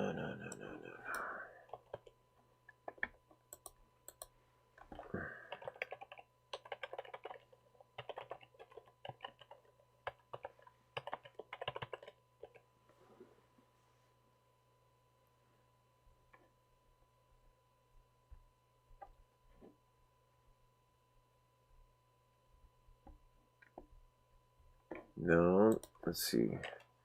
2026 bricks and minifigs FDD. I think that's how I found it, was searching like that. Oh, but I'm on DuckDuckGo now, so might not find it. Gosh dang. Reddit. Look for on Reddit.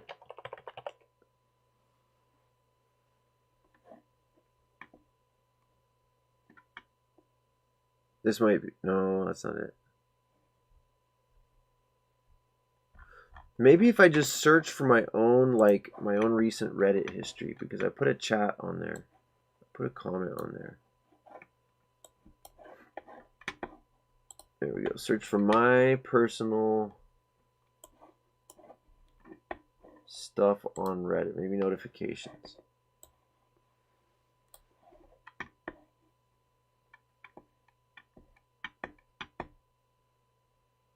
Oh, I think this is it. Deep dive. There it is. I found it. There it is. So it's this particular thread. Deep dive, FDDs, UCC filings, legal entities and lawsuits, etc. Here's the FDD franchise disclosure document. That's just the 2026. I found the 2024 and 2022 somewhere else, but they got links here. Links to information about legal entities, UCC filings, some lawsuit information, and a whole bunch of links about these different entities and so forth. Yeah, this is the ultra detailed links. So this is the thread right here. This is a thread. I want to like save this thread somehow. So I'll figure out a way to do that someday. But I guess I can. Worst case, I can always check my notifications. That there.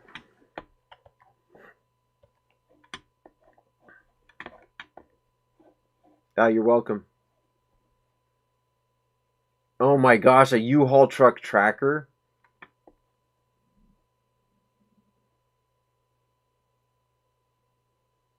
Yeah, the LDS, that playbook. So I've seen this in family.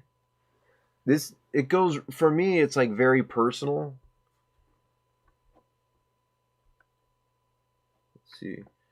BJC did say she was hoping to get in touch with someone that could or is doing the exactly kind of thing. I think you should reach out. I would love to. I'm gonna finish right now. Like my personal life bandwidth is totally full. I'm overwhelmed, and I'm just trying to finish this analysis and present it as a video. It'll be my third video in the Reckless Ben kind of related series. And then after that, I want to go back. I have not even read the comment section of my second video yet. I'm holding off on that until I finish this analysis. So absolutely, I would be totally interested to collaborate, and I will definitely investigate all of that. Can't find much with limited financials. There's a lot of information you cannot find. I have experience with this stuff, and usually what's happening is we're trying to make a loan to somebody, so then we call them up and ask them questions, and they give us some answers. But right now I don't have all that information, so I'm just doing my best. Yeah, that LDS playbook, and really what it is, the LDS playbook, it's not just Mormons, it's not just LDS people, it's this natural human group mob mentality impulse. Groupthink is real, mob mentality is real. I'll give you an example from LDS culture. The founder of the LDS faith, Joseph Smith, was tarred and feathered by an angry mob. He was falsely arrested and thrown in jail. And he was martyred and killed by an angry mob. And that's exactly what the American Fork Police Department and American Fork LDS community has done to Reckless Ben. It's mob mentality, groupthink, but this is natural to all people, all groups. They do this. If you ever went to participate in any of the Occupy Wall Street rallies, man, those groups would get really weird. They'd have these like really interesting kind of cult dynamics. Small little cults. Ooh, circle the wagons, cover the tracks, circle the wagons. Hide the body. Ooh, did you guys know about that massacre, the LDS something Meadows massacre? I read a book called what's it called? I read a book by Jonathan Krakauer about it. Krakauer. It was very interesting.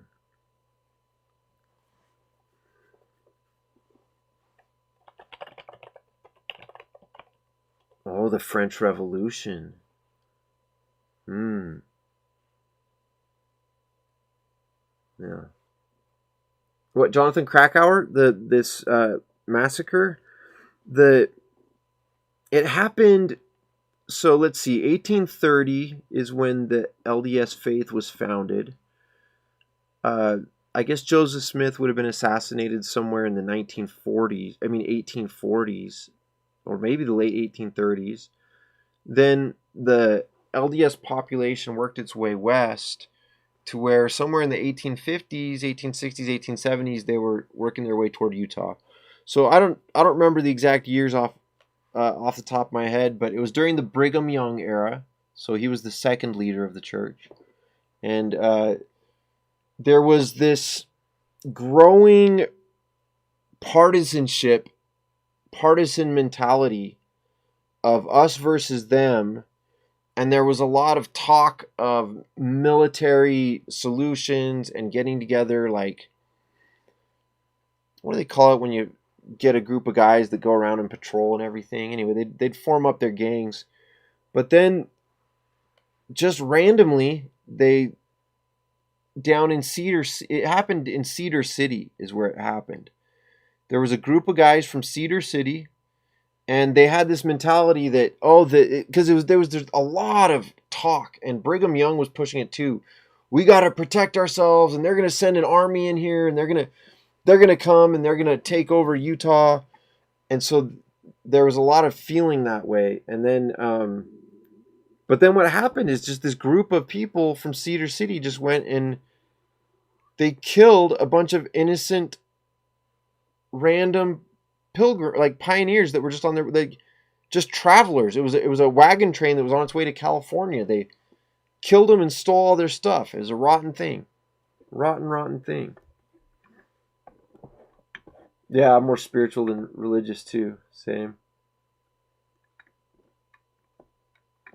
Yeah, it was in the Wild West days. I'll just look it up real fast, I guess, just to give you more accurate details. But Mountain Meadows, that's what it's called. Mountain Meadows.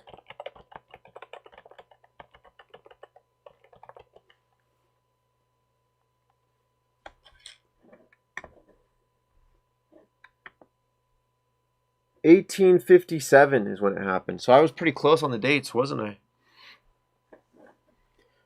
During the Utah War. Okay, so also I was saying there was kind of a feeling that people were feeling like we're at war with the they were at war with the Eastern, with the, like, basically they felt like the everyone was out to get them because a lot of people had been out to get them for a long time. Hey, thanks, Billy Shea. Hey, glad to hear someone listen to my song. That's cool. I could make a lot of songs. I have not read comments on that video yet. I'm going to read comments on that video after I finish financial analysis. Um, Mass murder of at least 120 members of the Baker Fancher wagon train. Yeah. Was perpetrated by settlers, LDS settlers, the Utah Territorial Militia. That's what I was saying. They were forming militias, and then but this kind of thing happens all the time. In the Vietnam War, there was a group of soldiers that just massacred an entire village for no reason. This is a thing in the human brain that makes a group of people, all of them at the same time, turn into psychopaths simultaneously. Their limbic system takes over and shuts down the logic centers. The logic centers of the brain are up on the top and in the front, whereas the limbic system is down in the bottom, the brainstem. People get into a groupthink mentality. The limbic system takes over. It's called amygdala hijack. The amygdala takes over. And they get this blank expression on their face, and they just wander around and massacre people without thinking about it. I'll give you another example. Germany in the late 1930s and early 1940s. This could happen to anyone. This could happen to me. I could become a terrible member of a group massacre. I don't think I could anymore with what I know in my life, but when I was younger, I probably could have gotten swept along with something like that. And who's to say that I wouldn't that couldn't happen to me right now? There's religious fervor, but there's also political fervor. I've spent a lot of time among Spanish Inquisition. Thank you. Yeah. I've spent a lot of time with liberals, with Democrats, volunteering and knocking doors and stuff. I volunteered for the Obama campaign. And I would hear people say things that were just bizarre. So anywhere you go, these things happen. There's good people everywhere and there's bad people everywhere, but then there's also group think. Just go along with the group.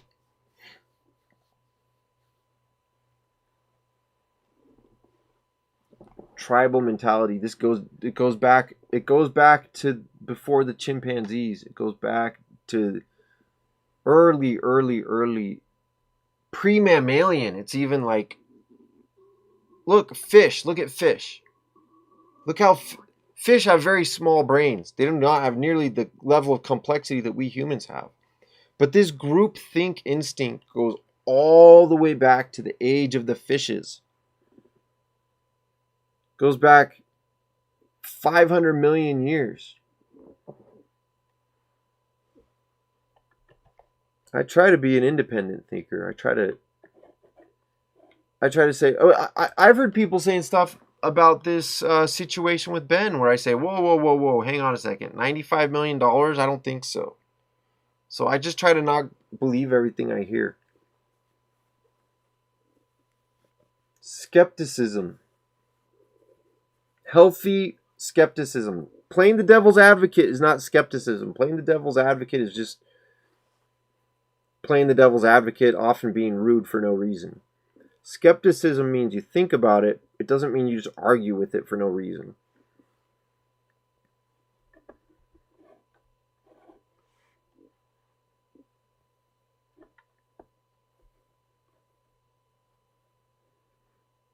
An open mind, but also not believe.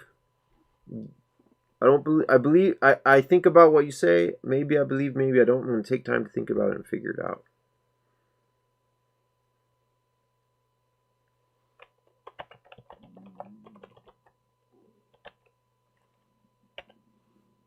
Oh, my stomach is growling.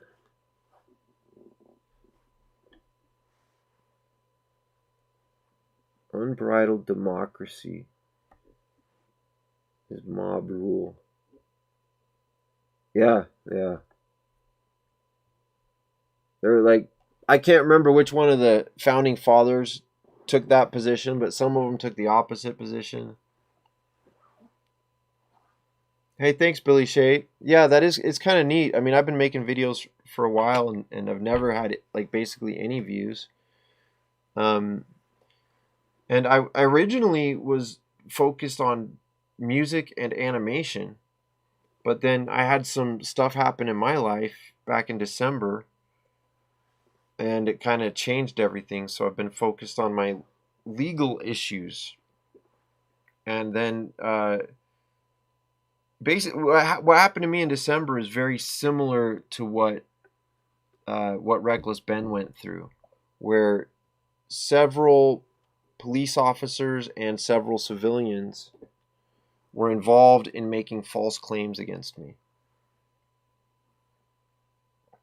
and caused a lot of harm. And so then I switched my focus to legal preparations. The only reason I made that first video about this Reckless Ben situation is because I was so affected when I learned about what was going on that I decided to actually call the American Fork Police Department. And as long as I was at it, I said, well, I'll record video of the phone call, see if anything interesting happens. That's the only... I was just happened to say, because I've been making these phone calls regularly for the last several months. I've been calling different police departments and filing different complaints and trying to figure out what's the formal process that I can go through. So I had been preparing to make that phone call. I just happened to hit record and record it. But really what I'm trying to do is find these are not loopholes. These are the proper steps. All these technical steps that we, the people, the citizens, are able to and are meant to be able to go through to assert our rights. And a lot of it for me comes back to a document called the Utah Supreme Court Rules of Professional Practice, where the judiciary and the lawyers are held to certain rules, supposed to be held to certain rules. And I've discovered that by referencing the actual rule number in written form in a document which I submit to the court, they pretend they never heard anything about the document. They don't mention it to me. They don't say anything. But suddenly their attitude changes. Suddenly they're willing to sit down and talk with me instead of just ignoring me in the hallway. Hey, cool. We'll see you in a bit, Loisa. Really appreciate that. You saying that you were moved by my gaslighting lessons. I am emotionally affected. Hey, thanks, guys. Thanks for hanging out. It means a lot to me. And, really, I'm not trying to get a lot of people, and I'm not trying to grow. I'm trying to keep things small so that I'm able to follow the conversations and understand what people are saying and receive tips and share tips in a useful way. I'm trying to focus on the technical details, and I think that means that a certain type of audience will be interested, and then other types of audiences will not be interested. Hopefully that'll keep it just to kind of a small. I don't want to be overwhelmed. I want to just have a ability to share information that's going to help in this cause. Actual stores open during this year is a critical metric. Franchise fees in 2025 of $2.7 million represent cash received from franchisees who held a grand opening that year. And this is an increase, small increase, is in line with general growth. Yeah, that's right.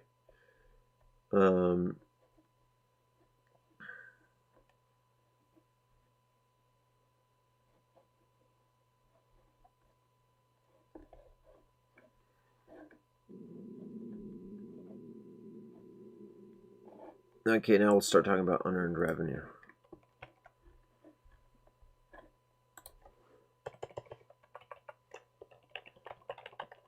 Unearned revenue of blank at 12/31/25 represents cash deposits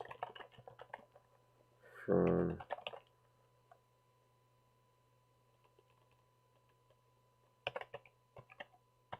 franchisees who have not yet held their grand openings.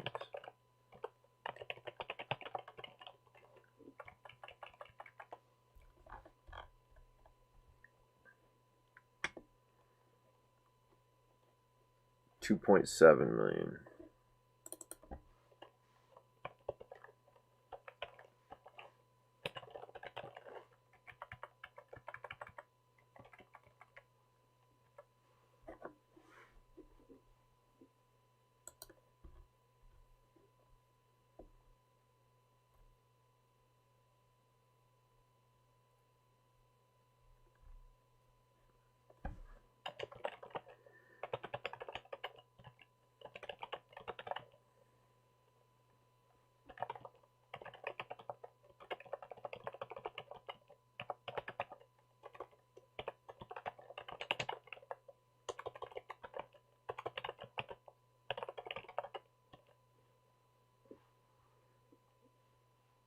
An open mind, not a gullible one. Hey, Alan. Yeah.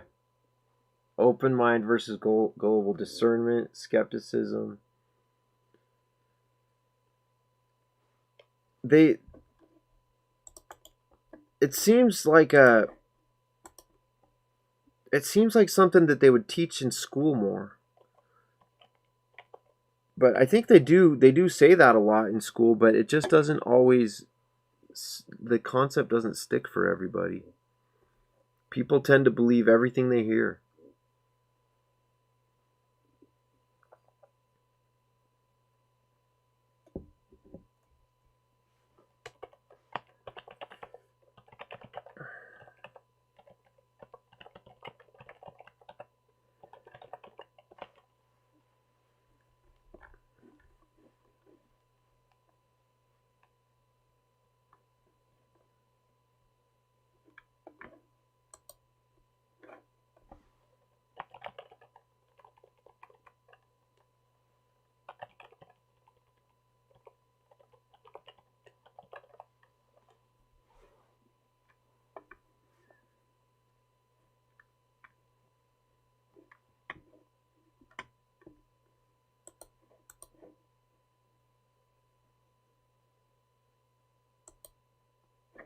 I know what I want to do. I want to put right here the number of stores that they're committed to open, but they haven't opened yet. I got that.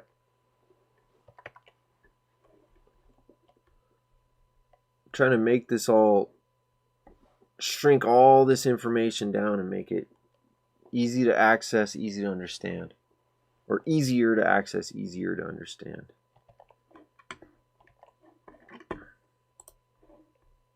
There it is. Unopened stores. Boom. Yes, that's what I want. How many years for? Wait, I have it here. Unopened stores there. Yes. That's really the main number. Yeah. Control Z, Control Alt Shift V. Oh, that's okay. 18, 36, 56, 66.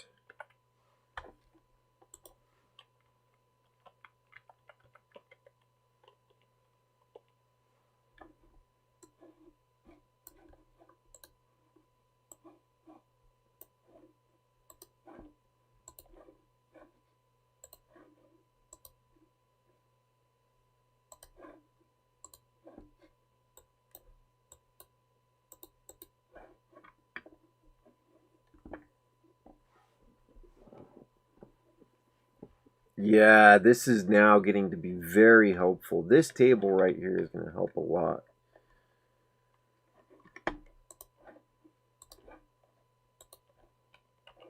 Put that there. Delete that.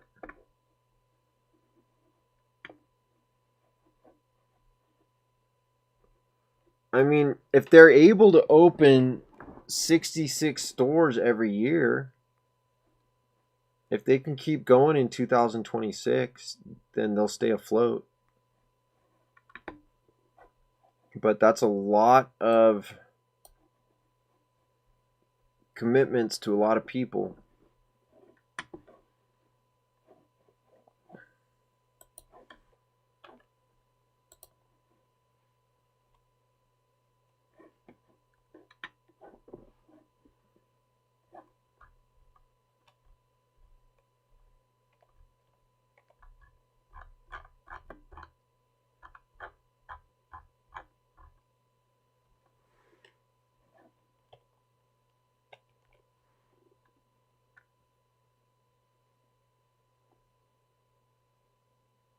Rockefeller schools.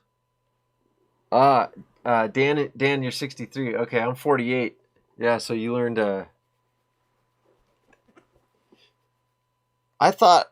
was pretty sure when I was like 28 or 29 that I'd figured out most of what I needed to know, and I was not totally wrong about that.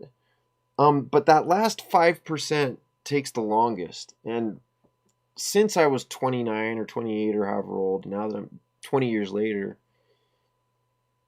boy, there are a lot of things that I've figured out since my 20s that are very helpful. That things that I didn't know or things that I barely knew, I didn't really understand.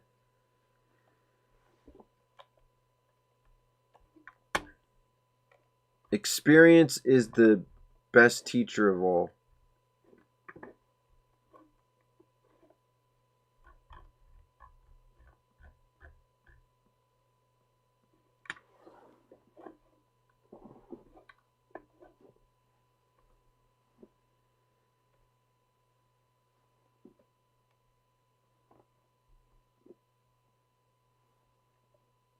Yep.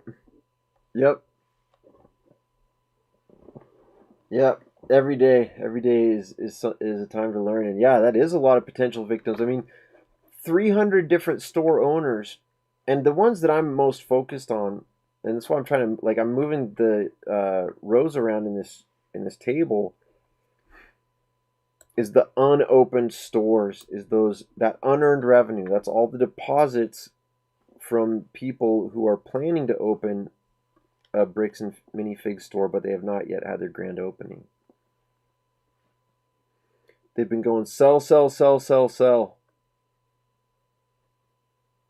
but they have not been keeping they're not running a tidy business. They're sloppy. They're sloppy.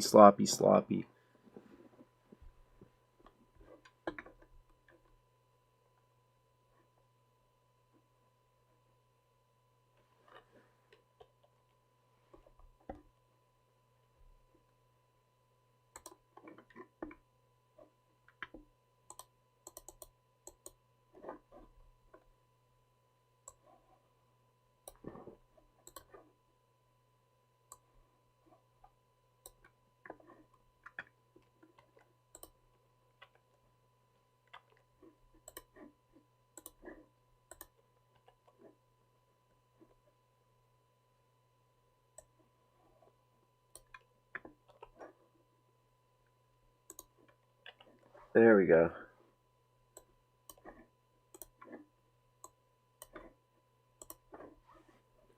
So now we start with unopened stores and unearned revenue.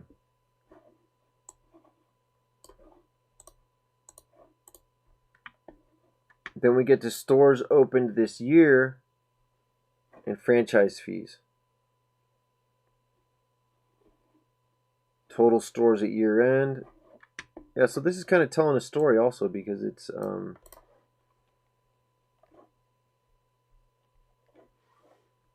it's showing how they developed over. It shows they've got these how many stores are not opened. This is how many they opened this year. This is total stores at year end, and then corporate owned stores. I don't know if it's telling a story, but it organizes the information in a different order. And it points out the data that I'm trying to highlight right here.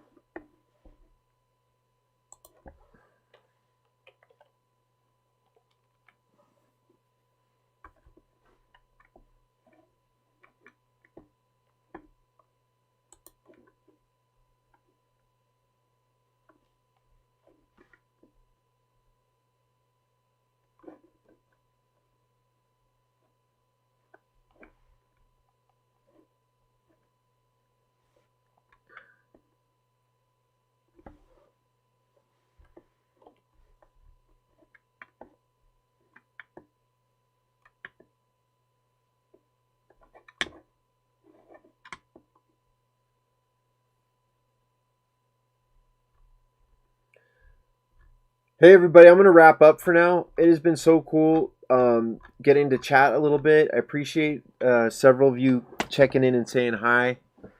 Dan, it was really nice, especially to be able to spend some time and just hang out for a bit. This is probably the last live session that I'll do with this document. At this point, I'm going to wrap it up. I'm going to take the tips that you guys shared, especially about BJ, about this person, the one that I highlighted. Let's see, I'll tell you. Wait, here. This one. BJC live show. I'll definitely be checking that one out. I appreciate that. It's a very useful tip for me. Don't do well at math, but we were presenting, see it clearly. Hey, you're getting the numbers for every time I was getting the arithmetic wrong. You were helping. Hey, that's really cool to hear, Dan.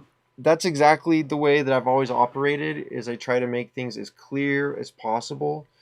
Really, when it comes to these big financial statements, it almost has nothing to do with math. There's very little arithmetic. It's really just trying to figure out the story. But the numbers, even if you're not doing the math, just looking at them, they just look like the Matrix. It's just like it just looks like, it doesn't look like anything. All this information, what does all this mean? And so I've got quite a bit of experience with this. That helps a lot because initially it was even more confusing for me. But by going through slowly, methodically, I've printed out like all these. Let me just give you audio just so you can know how many documents I'm working with here. All these financial disclosure documents and these financial statements, not only have I been printing them up, but I've been reformatting them, labeling them, writing on them, highlighting them. And it's been about a 5-day process, 4 or 5 days, to get to the point now where I have a little bit of comfort with it. Yes, and absolutely, it's all about the numbers. You just nailed it. That's it. The numbers tell the story, everybody. Listen to Alan Sharman, what he just said. So correct. Oh, I thought I was talking to Dan. That's Alan. Hey, sorry, Alan. I was calling you Dan. But yeah, it's the story, and we try to figure out how to get that story out of the numbers.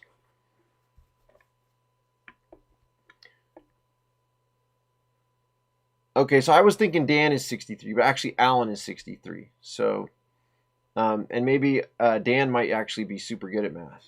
But at any rate, I really appreciate everyone saying hi. I'm gonna finish up here. You can't argue with numbers. You can't argue with numbers, but you can use numbers to argue. Numbers don't lie, but liars use numbers. But it's true, the numbers themselves don't lie. They're like, words don't lie. People use words to lie. The words themselves don't lie. I just want to find a little musical note to go out on. Woof. Here it comes. Thank you all. Thank you so much. Lacey, glad you made it back. I'm finished. Yeah, call me what you want. I'm the same way. You guys can call me whatever you want. All right. Thanks, everyone.